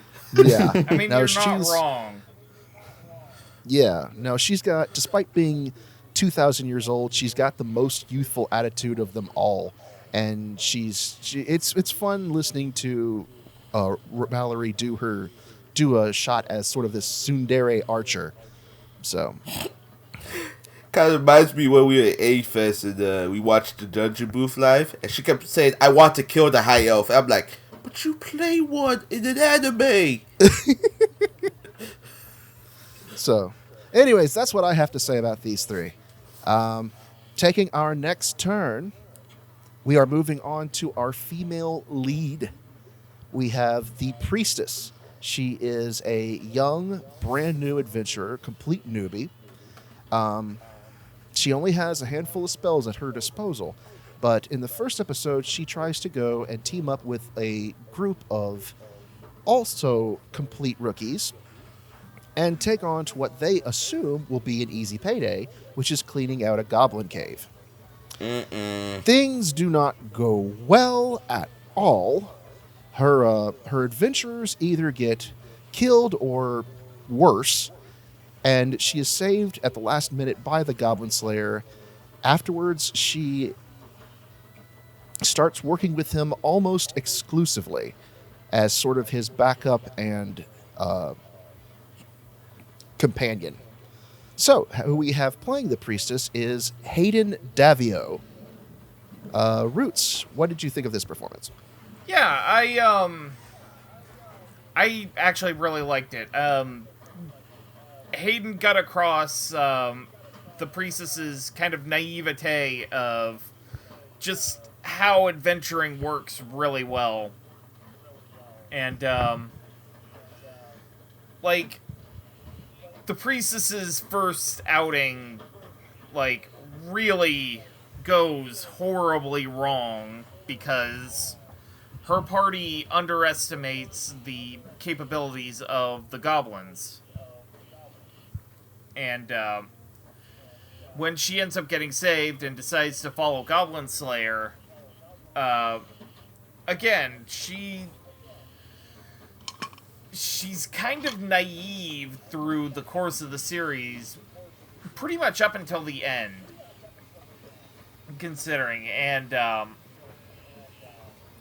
gotta say, she got one of the most satisfying kills in the show, though. Mm-hmm. Oh yeah. At the very end. yeah. By actually, you know what? I'm not gonna spoil how she does it. It just happens in the last episode of the show, and it is, if you enjoy the character at all, that is incredibly satisfying to watch her do. Mm-hmm. But I like that she, I particularly like that she is very friendly toward Goblin Slayer, and it's not entirely shown that she has particular feelings for him, because, again, as I keep saying over and over, she's a bit naive about things. And that seems to be her primary character trait, and, you know, it's... that kind of thing can be played to very, shall we say, not good ends, but I think the show of Goblin Slayer portrays the Priestess well, and I think Hayden does a very good job at portraying the Priestess. I'm done. Okay. Noah, it's your turn. As we mentioned at the beginning, there are a lot of actors and actresses in this dub that may have been around Funimation for a while, but haven't had starring bits before. I believe this is the first time I've heard Hayden in anything before, and it honestly took me a while to figure out kind of what she was going for, but that's to be expected with a show that, as they're dubbing it episode by episode, they themselves are trying to figure out what the show is going for. And because she starts out, her voice feels a little pitched up.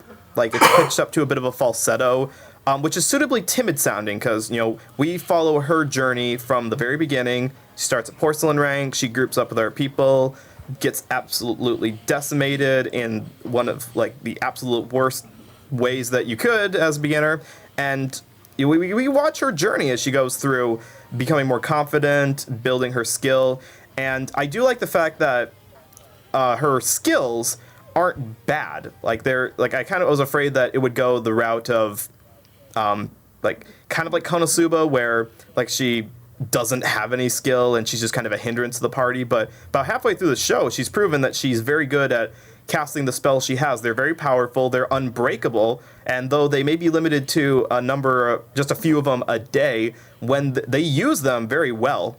So Hayden definitely, she maintains the same tone throughout. Like, she never quite loses that falsetto pitch that's a little more pitched up.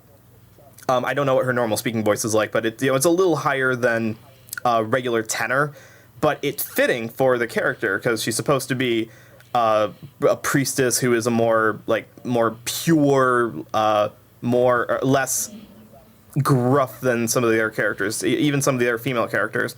And you are right, Roots, about how her finale, like the way that she, like, again, I'm not gonna spoil what happens, but I do really like that the finale of the whole show is really well built up. Sometimes shows will have a finale where the finale just kind of comes out of nowhere, but this show builds up to what was coming. Like, it built up every episode that there could be a goblin attack on the whole town, and then we finally get it, and then all the characters who we've been seeing off to the sidelines all come into the foreplay.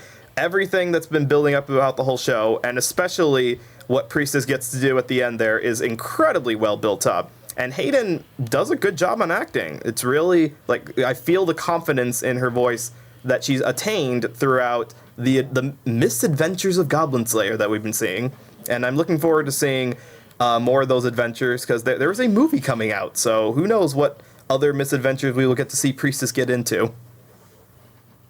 Jamal, would you like to go? Yeah. Well, I have a confession to make. Reason I wanted to jump in on this episode was because of Priestess. Because the thing about Hayden Davio is this. I will admit this is probably like her first major lead role, and I really wanted to see like what she could do. I will admit there were times in the first episode the falsetto was a little unsettling, but that's because I'm not used to her voice. Like, this is the first thing I ever heard her in, really. Mm-hmm. But I do think her pitch was actually pretty impressive. And by the way, no, if you want a natural speaking voice, listen, or go watch either Seiko-san or Percy Jackson audio drama on YouTube. Oh, okay. Yeah. Okay. But yeah, basically, like, as far as I can tell, her age is very impressive because, for basis of comparison, I'm watching her in another show right now, Miss Caretaker Tsunohara show, and she has a very high pitch in that show too, to the point I actually thought that was Dawn Bennett, and I almost wanted to ask her like she got swapped out or something. And then back when I was jumping back into my rewatch, I heard the same pitch too. I was like, nope, that's her, and I found her range to be very impressive, like.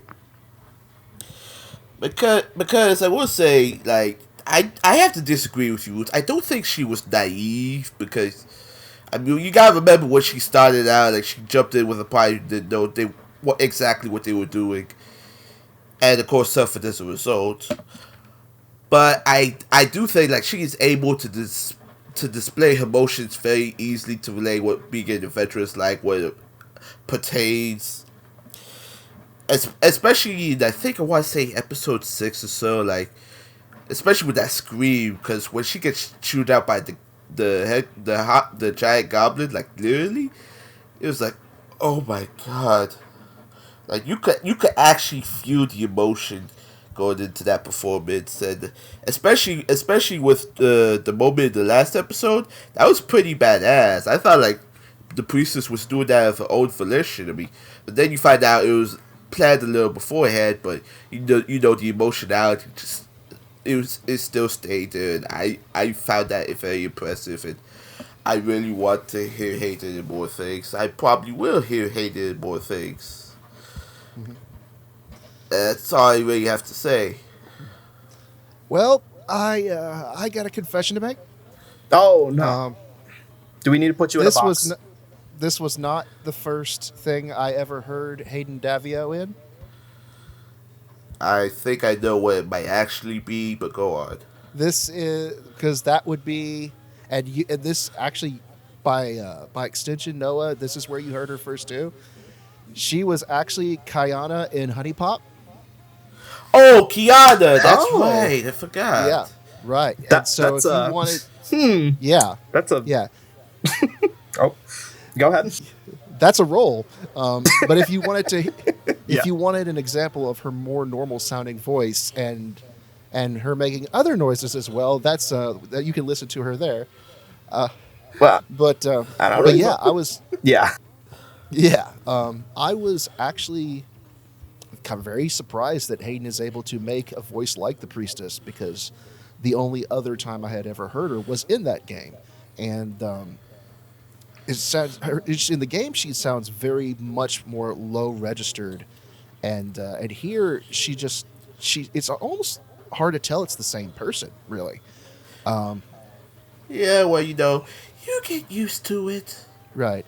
Now, I think in the first few episodes it was very jarring, and I wasn't all that fond of it. But as the show goes on and the Priestess does mature as a character, I think Hayden's performance definitely matures along with her, and it matches up. Near the end, it matches up almost perfectly. It's again, we just have to treat it like a character in a role-playing game. He starts out shaky and underdeveloped, and by the end, you're casting Omnislash and killing everything in one hit. So yeah, can I just say probably one of the favorite things I like about her as the Priestess is when she starts to chant the spells. Not because of the filter, but because, like I said, the emotion going into it is like, Heavenly Mother, hear my prayers. Kill these motherfuckers where they stand. Okay, that's pushing it a little far now. It would be just a little girl, man. Come on. No, I get, but I mean, that's what the power it felt like. Like I was expecting, or pull out a Glock and go, and you will know my name is the Priestess when I lay my vengeance upon thee. Okay, do not give me that mental image right now, for the love of Look, God, man. Hardy reminded me of Honey Pop while talking about this character. Okay, I'm gonna put any image I want in your head. Well, to be fair, you reminded him of John Redcord, so I consider that not even. Comparable to each other. A porn game and a King of the Hill are not comparable to each other. A very good porn game. A very good porn game, but a porn game nonetheless. I was gonna say you could use King of the Hill as a euphemism, but only you, Jamal. Only you. Roots, at least it's not Andrew making stone puns. You sound a little bit jaded. Yeah. Anyways, that's all I have to say. So while we're here, let's go ahead and take one more dice roll, Noah. All right, I've got. Everyone, place your bets. All right, double 6. You know what that so means? That's 12. Nat 20. You know what that means? What'd you say? Nat 20. Net 20. Oh, Because that's a good one, right? they're both 6s, and those are the highest you can get with a Yahtzee dice. Oh, wow. All right, net 20. So that's all the more appropriate that we go into our titular character, whose name we've been saying this entire time. And if you've made a drinking game of it, you're probably dead by now. We are finally going to talk about the one, the only, the Goblin Slayer. Yes. Goblin Slayer is a character who does not fit inside the mold of your typical D&D character. He uses garbage armor because it's effective. He uses the weapons of his slain enemies against them so that he doesn't have to risk breaking his own armor. He figures out ways of dispatching these goblins that most people wouldn't think. And he breaks the rules of any possible standard D&D campaign by just sort of doing his own thing. There is no other character in this world, in this universe, exactly like him. And his reasons for doing what he does is because he's the lone survivor of a goblin attack on his village where his sister was murdered and violated, and made it his mantra and his goal in life to take out every single goblin in the world. That is his raison d'etre. So, playing the titular Goblin Slayer, we have the one and only Brad Hawkins. Now, you may have heard Brad Hawkins. He's been around Funimation for a long time, but he's never really played any major roles until now, outside of Wolfwood in the Trigun Badlands Rumble movie. Really? What you may not know about Brad Hawkins is you've been around in 1996. Yes. He was the male lead in the Tokusatsu revision of VR Troopers.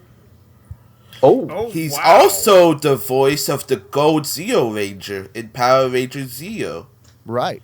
And so check this out. When you had the redub for Trigun Badlands Rumble, you had both a former Power Ranger and a former VR Trooper fighting side by side.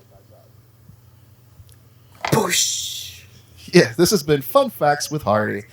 But anyways, now that we're down to our last character, Roots, tell us, what did you think about the Slayer? Yeah, I actually kind of like how just absolutely fixated and single-minded he gets on just the act of killing goblins. He is like a walking encyclopedia of their anatomy and how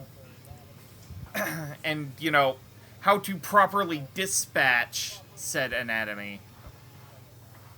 I like the fact that he just kind of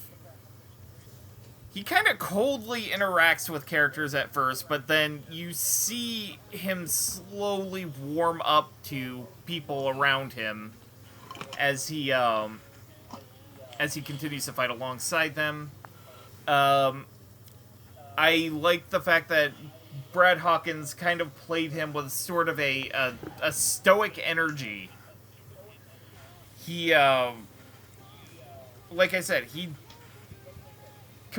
treats everyone around him kind of coldly for the first couple of episodes, except for Cowgirl, because he's known her for years.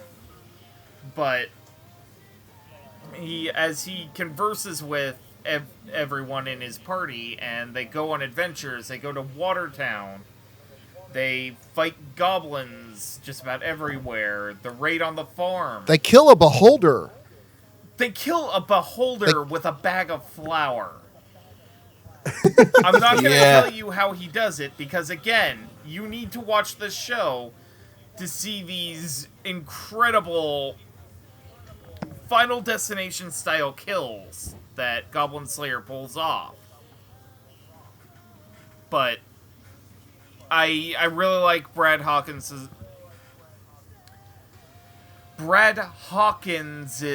performance. Sorry, I am a little bit tired right now, but All right, well, we're almost done. I especially like his interactions with the Priestess as the course of the show goes on. Because I feel, now this may be a little bit of headcanon, but I kind of feel like he is, by the end of this show, starting to treat the Priestess as sort of a little sister type character to him. I see that as well. Yeah. And I'm going to go a little bit more into this in final thoughts, but I really like the sort of family dynamic of the party and Goblin Slayer's interactions with them. So, thumbs up to Brad Hawkins. I hope to see a lot more out of him in Funimation or anywhere else. Doesn't even have to be anime. Like, More VR Troopers. bring back VR Troopers. There you go. They made a new Power Rangers movie. Maybe they'll make a new big budget VR Troopers movie. No, it'll never happen. But I'll pass this on to Noah, because I've said enough. What was I gonna say? So this character design is of a younger character.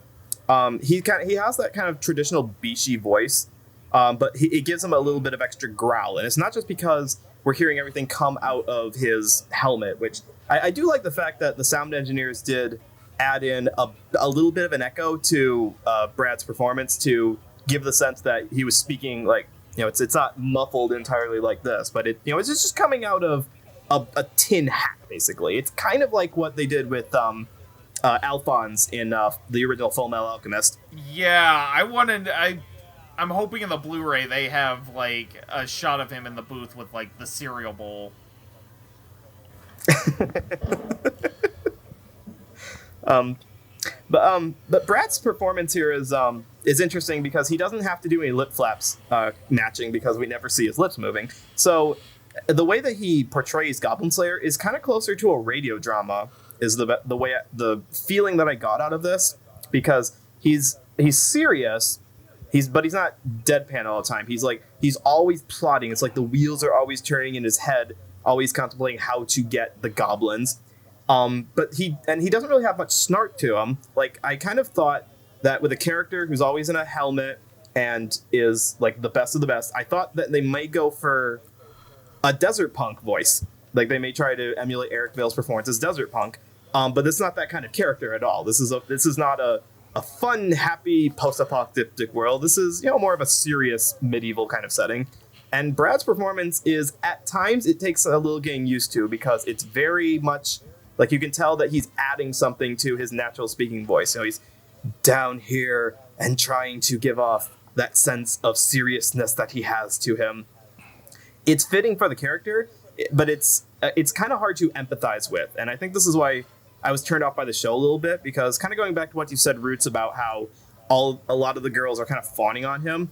The show takes great strides to have characters tell us how great Goblin Slayer is. And I don't like shows that do that. I don't like any movie or show that does that, where there are lots of characters off to the sidelines telling us, you should like this character because I think he's a badass.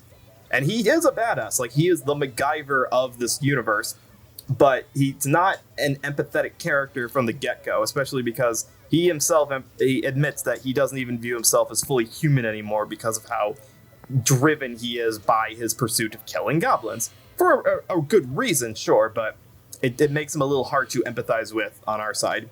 But Brad does give off the toughness of him, and when he has to soften up a little bit, like when the priestess is telling him, stop answering all your questions with just like one word answers. Like, I want to actually know what you're thinking, and he doesn't brush her off as a silly companion. He's like, I'll try to work on that. Like, he's obviously thinking like, this character means something to me, and maybe I am being a bit of a, being too locked up in my pursuit. Maybe I should try to be a little bit nicer. So on that, it's a very different kind of character than I'm used to from a shonen protagonist. Like, he's not really that empathetic, but for what the show is trying to go for having a character who gradually you get to empathize with a little bit more, this is pretty good. It's the best kind of voice I think we could have gotten out of this.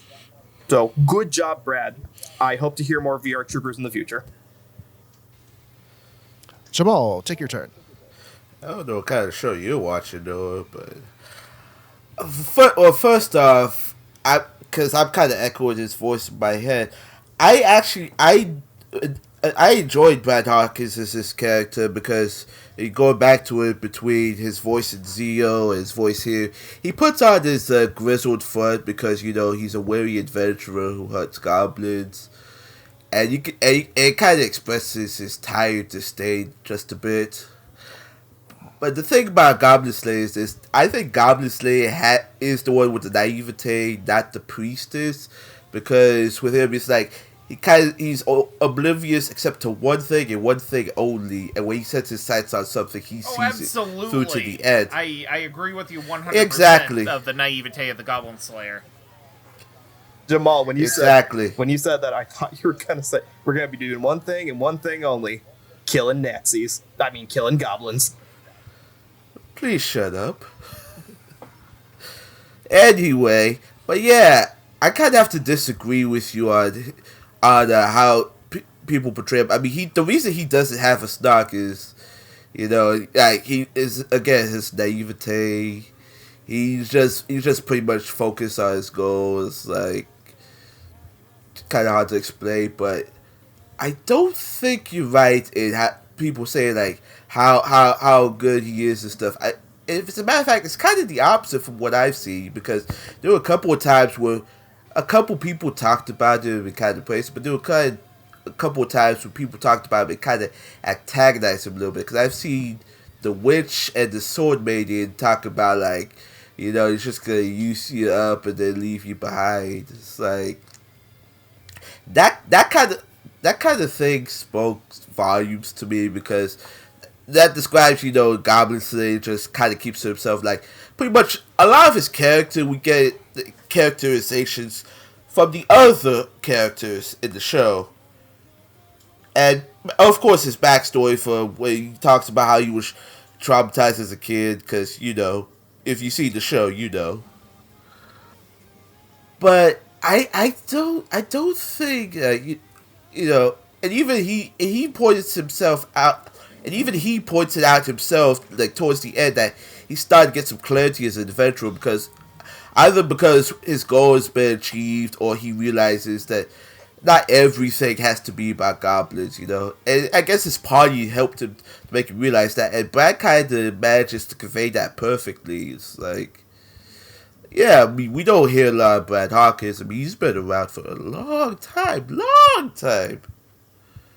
I would like to hear a bit more stuff, but I mean, he could be doing some other stuff too. Maybe he's doing stage acting. Maybe he's doing martial arts. Who knows? Because, I mean, the man was in Power Rangers Zeo, for God's sakes, and VR Troopers.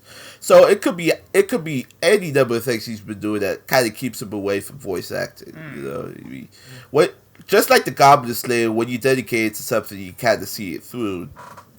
That's really all I have to say. So I'm going to say this. I don't know how many gamers we have here, but did anyone else get some Solid Snake kind of vibe from this performance? A little bit, yeah. Yeah, like Metal Gear.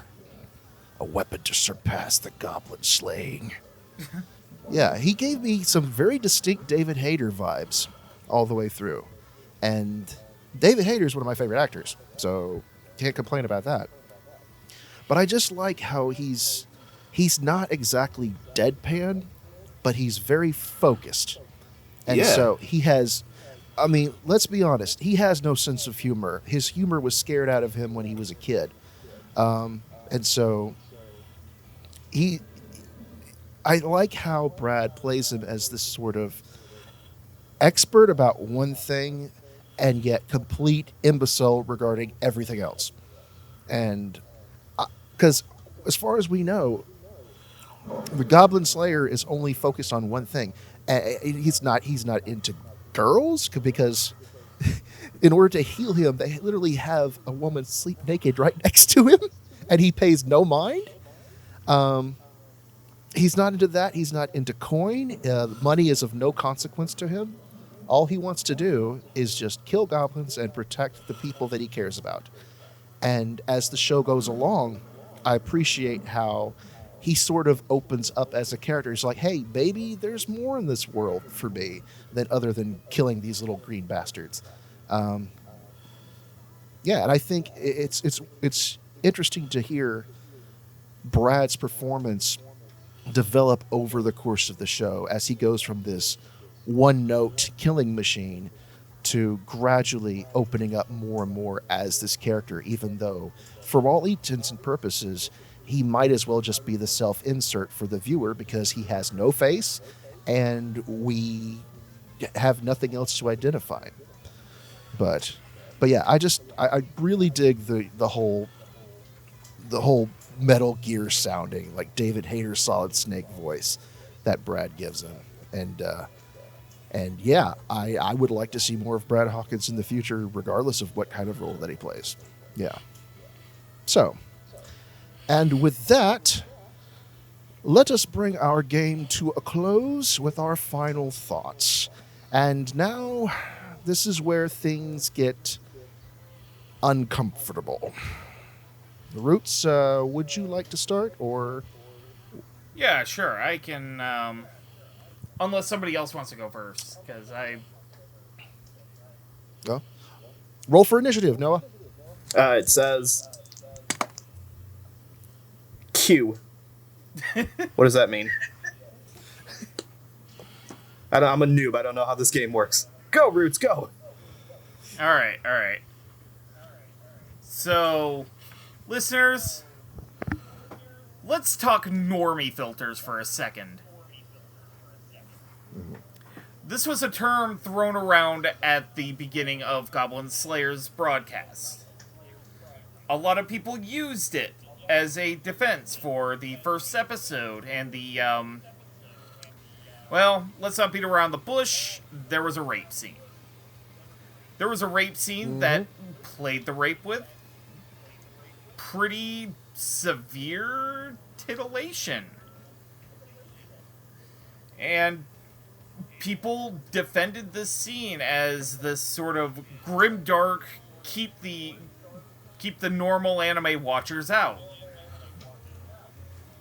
But let's be real here.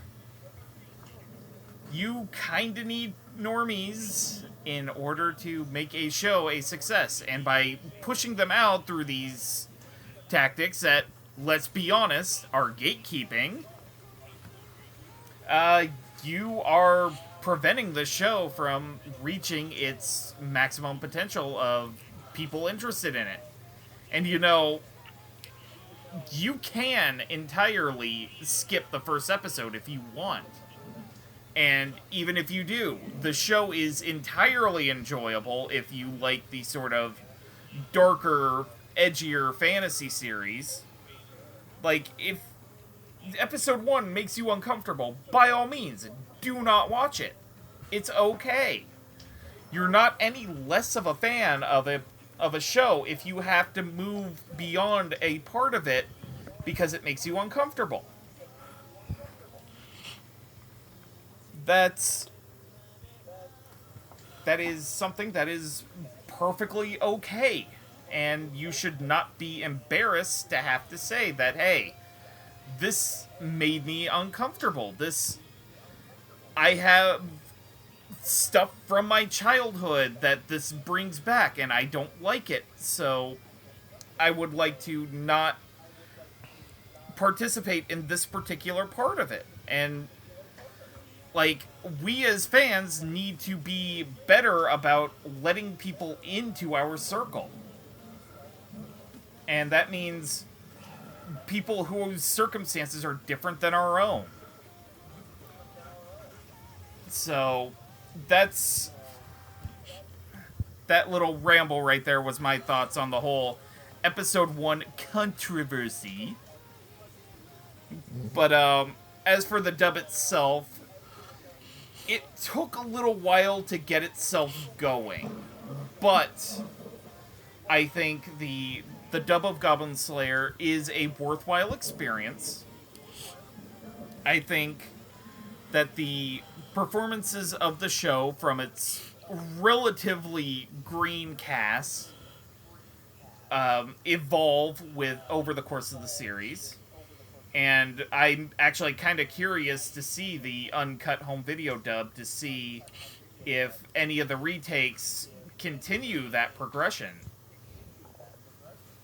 But I would highly recommend checking out the dub for Goblin Slayer, and in particular because this little group of adventurers ends up becoming a family that, you know, they quip with one another. They bust each other's chops. They're, like, they enjoy each other's company. And this, going back to what I said at the beginning of Final Thoughts, it's kind of a shame that sort of the controversy around the controversy of episode 1 kind of detracted people from coming back around to check the show out. Because it actually does, despite that one moment of absolute, let's just try and bring people in with completely inappropriate fan service, like, this is a show with some form of heart. So, I do actually recommend checking it out, and if, you know, scenes of rape make you uncomfortable, it is perfectly okay to skip the first episode. Don't let anybody tell you otherwise. And with that, I will pass it on to Noah. That was very well said, Roots. Thank you. I won't really go into the controversy of episode 1, because I think what Roots said pretty covers all of it. But I do want to say that what the show reminded me of, more than anything else, like, it didn't remind me of another isekai show or any of these other medieval shows.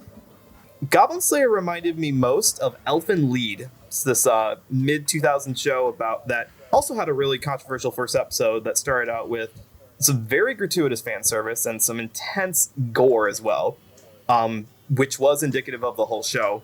And Goblin Slayer kind of reminds me of that because it's got problematic elements to it that veer towards making people can make people uncomfortable, and at times I don't think it quite questions the tropes that it's keeping up with. The complete dehumanization of the goblins does have its roots in some, like, very uncomfortable tropes that, going back to the Lord of the Rings comparison, like, has that element of dehumanizing people. That part I don't really feel very comfortable. I don't think they question that very much, just because they're going along with the D&D rules of, like, we need a continuous bad guy in the show, so they picked a fantasy trope. But as far as the dub itself, it's a dub that does take a little while to get going, and I think that's because the show itself also takes a little while. Jamal, you did bring up a good point that the characters do kind of critique Goblin Slayer, but it comes a little bit later in the show. In the first couple episodes, we hear more of that over like gratifying, like he's so great, he's so wonderful kind of praising to him, because I think the show was still very much on that male power fantasy feel for it that got a lot of people very interested in it. After those couple episodes, we really started to get more humanization. We got more creative battles than just slashing people. Like that entire scene with the flower and the way that the characters use their powers with each other, that's an amazing use of group dynamics in a show that I've not really seen very much done before. And the dub itself does hold up to those tropes without being very distracting. Like, I think this is something that you could watch either dub or sub and get the same experience out of it. If it makes you uncomfortable, that is something that the first episode does unfortunately botch, because they recreate kind of the same atmosphere of that first episode. They do create the same intensity of it in episode 8, I believe it is. That is where it fits, after we've gotten used to the characters and the world and we're a little more prepared for it. But throwing us right into the beginning of it with, an absolute shock value didn't really do the show any favors. And I am sorry that a White Fox kind of lost a lot of the viewer base because of that controversy. It got people talking about the show, not so much people watching it. So as far as dub goes, definitely worthwhile listen to and really satisfying to watch near the end. If you can get over some of the more uncomfortable parts of the male fantasy portion of the male power fantasy, it builds to a very satisfying conclusion that I don't see in a whole lot of shows. So it's a very mixed bag for me. But overall, more on the positive side than the negative. Alright, I guess it's my turn. I mean, I've made my jokes here and there, but I'm gonna be serious with you viewers. The show itself, as everybody alluded to, episode 1 had his fair share of problems. I mean, I'm not one for shock and awe, but if you're familiar with, say, out of the frying pan into the fire, the episode just kind of takes you in all sorts of directions that you obviously not comfortable. You're obviously not gonna be comfortable watching it. I mean, at multiple points, we've seen rape, we've seen murder, and at 1 or 2 points, even voyeurism. I mean, I alluded to a lemonade joke earlier, but they kind of used that to describe the shock of a major character, whereas I would be okay with just looking at her screaming face. I mean, you did not need to go that far, White Fox. You didn't need to go that far. I'll be honest with you, it almost happened again at another point. I'm not going to say where. But if you feel uncomfortable, or you're going to feel uncomfortable, skip episode 1 entirely. The only thing you're going to miss really is how the Priestess and Goblin Slayer meet up. I mean, they meet up again in the next episode, but that's not the point here.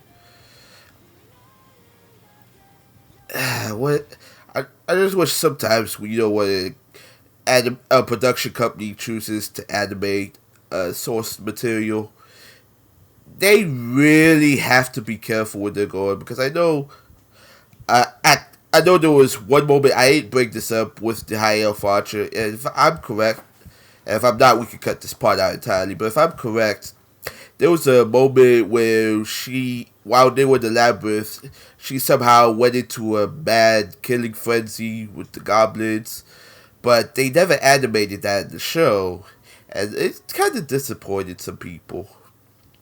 But other than that, again, if shock and awe and maybe slight voyeurism is not your thing, do not watch episode 1.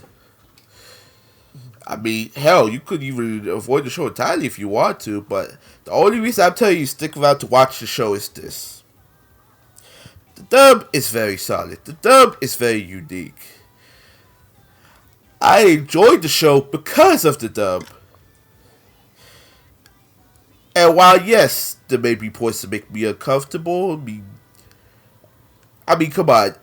Let's be real, there must have been at least a time in your life where you haven't watched an anime that didn't make you uncomfortable at some point. I mean, we all have. That's what it means to be an anime fan, Sometimes you have to take the good with the bad. But again, I cannot stress this enough. If you are uncomfortable, do not watch episode 1. Because, yes, like Noah said, it did have people talking, just not the way you'd expect. But other than that, it is a very good dub. You should give it a watch if and when you get the chance. I cannot say any more good things about it than I have already said. Take it away, Hardy. Yeah. I cannot stress this enough. I think we all pretty much hit the nail on the head.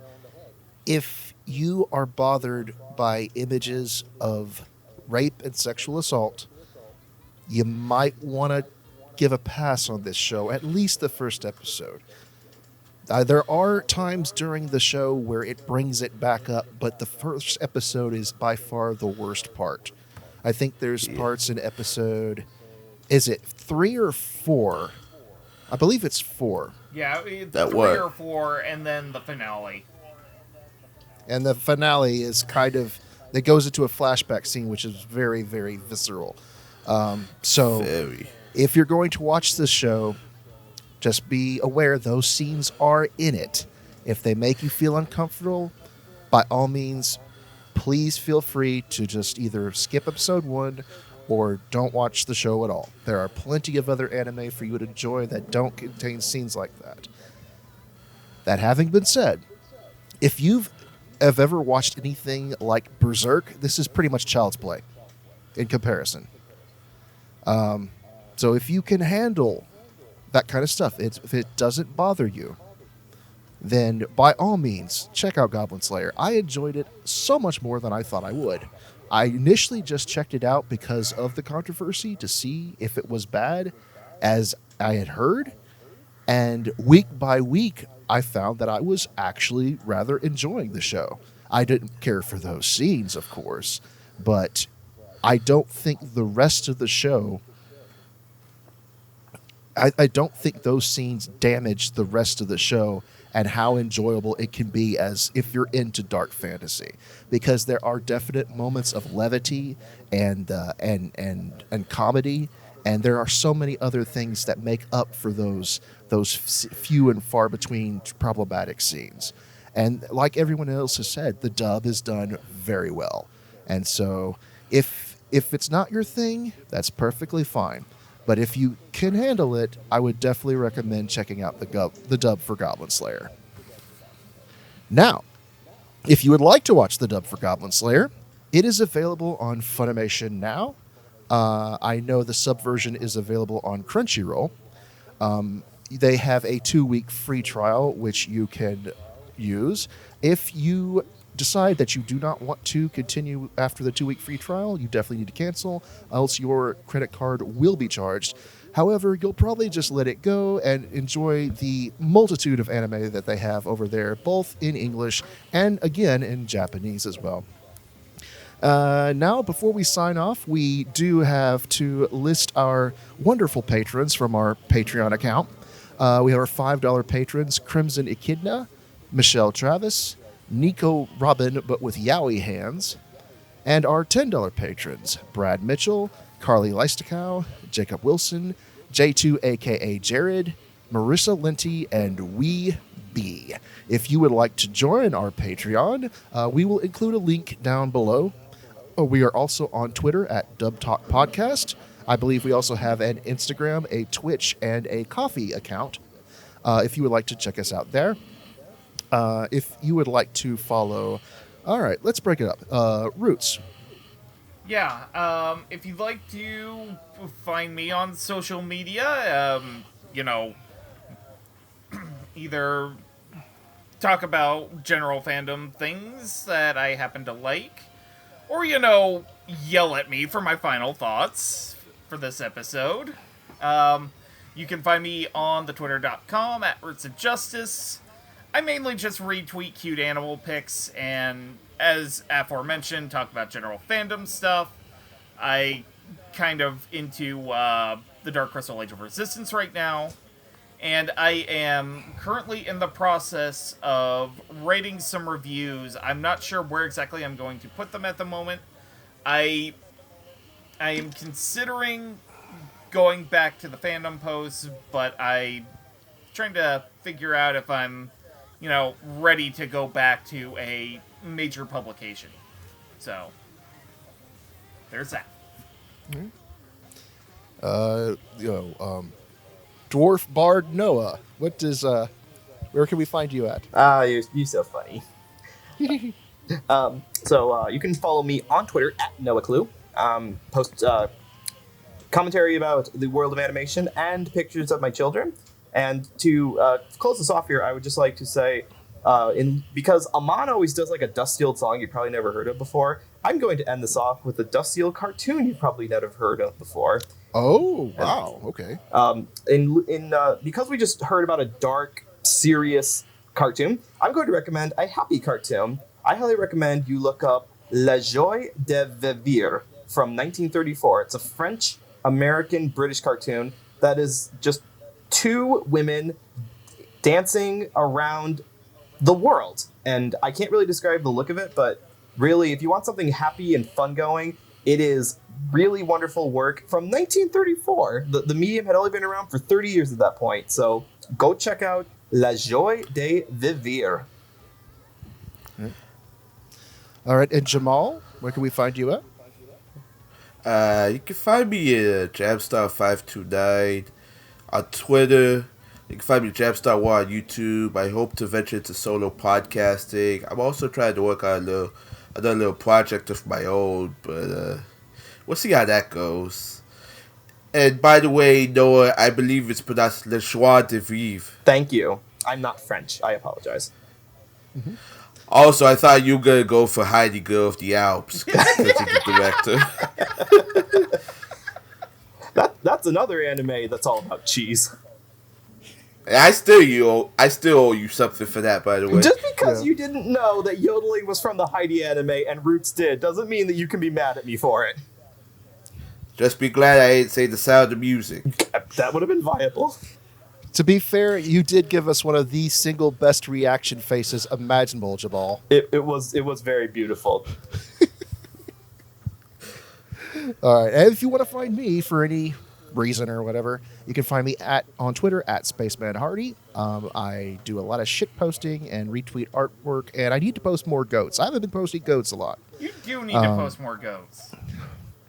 Yeah, there's too many goats. But I'm also a forum moderator over at the Funimation forums and the Discord. If you want to come over there, hang out with me, and get in a little trouble. But for now, I believe, fair adventurers, our game has come to a close. Yes. Yes. All right, before we go, cleaning up the Mountain Dew cans, who gets the deposit? Yeah. Before we go, Dungeon Master, two more things I'd like to say. Mm-hmm. Probably by the time this episode goes up, Goblin Slayer will be out on Blu-ray already, if I'm correct. That's right. It comes out Yeah. October 29th. And because we've been talking about role-playing and so for the last 2 hours, happy Halloween, y'all. Stay safe. Yes. Go Yes. get you that candy. Yeah. Go find the one person who's handing out edibles. You just know that's what Witch is handing out. Yes. And on behalf of the rest of the Dub Talk podcast, I bid you adieu. Aloha. Keep it rolling. Otaku on Debas. Yeah. Get out of my swamp! That's the wrong race.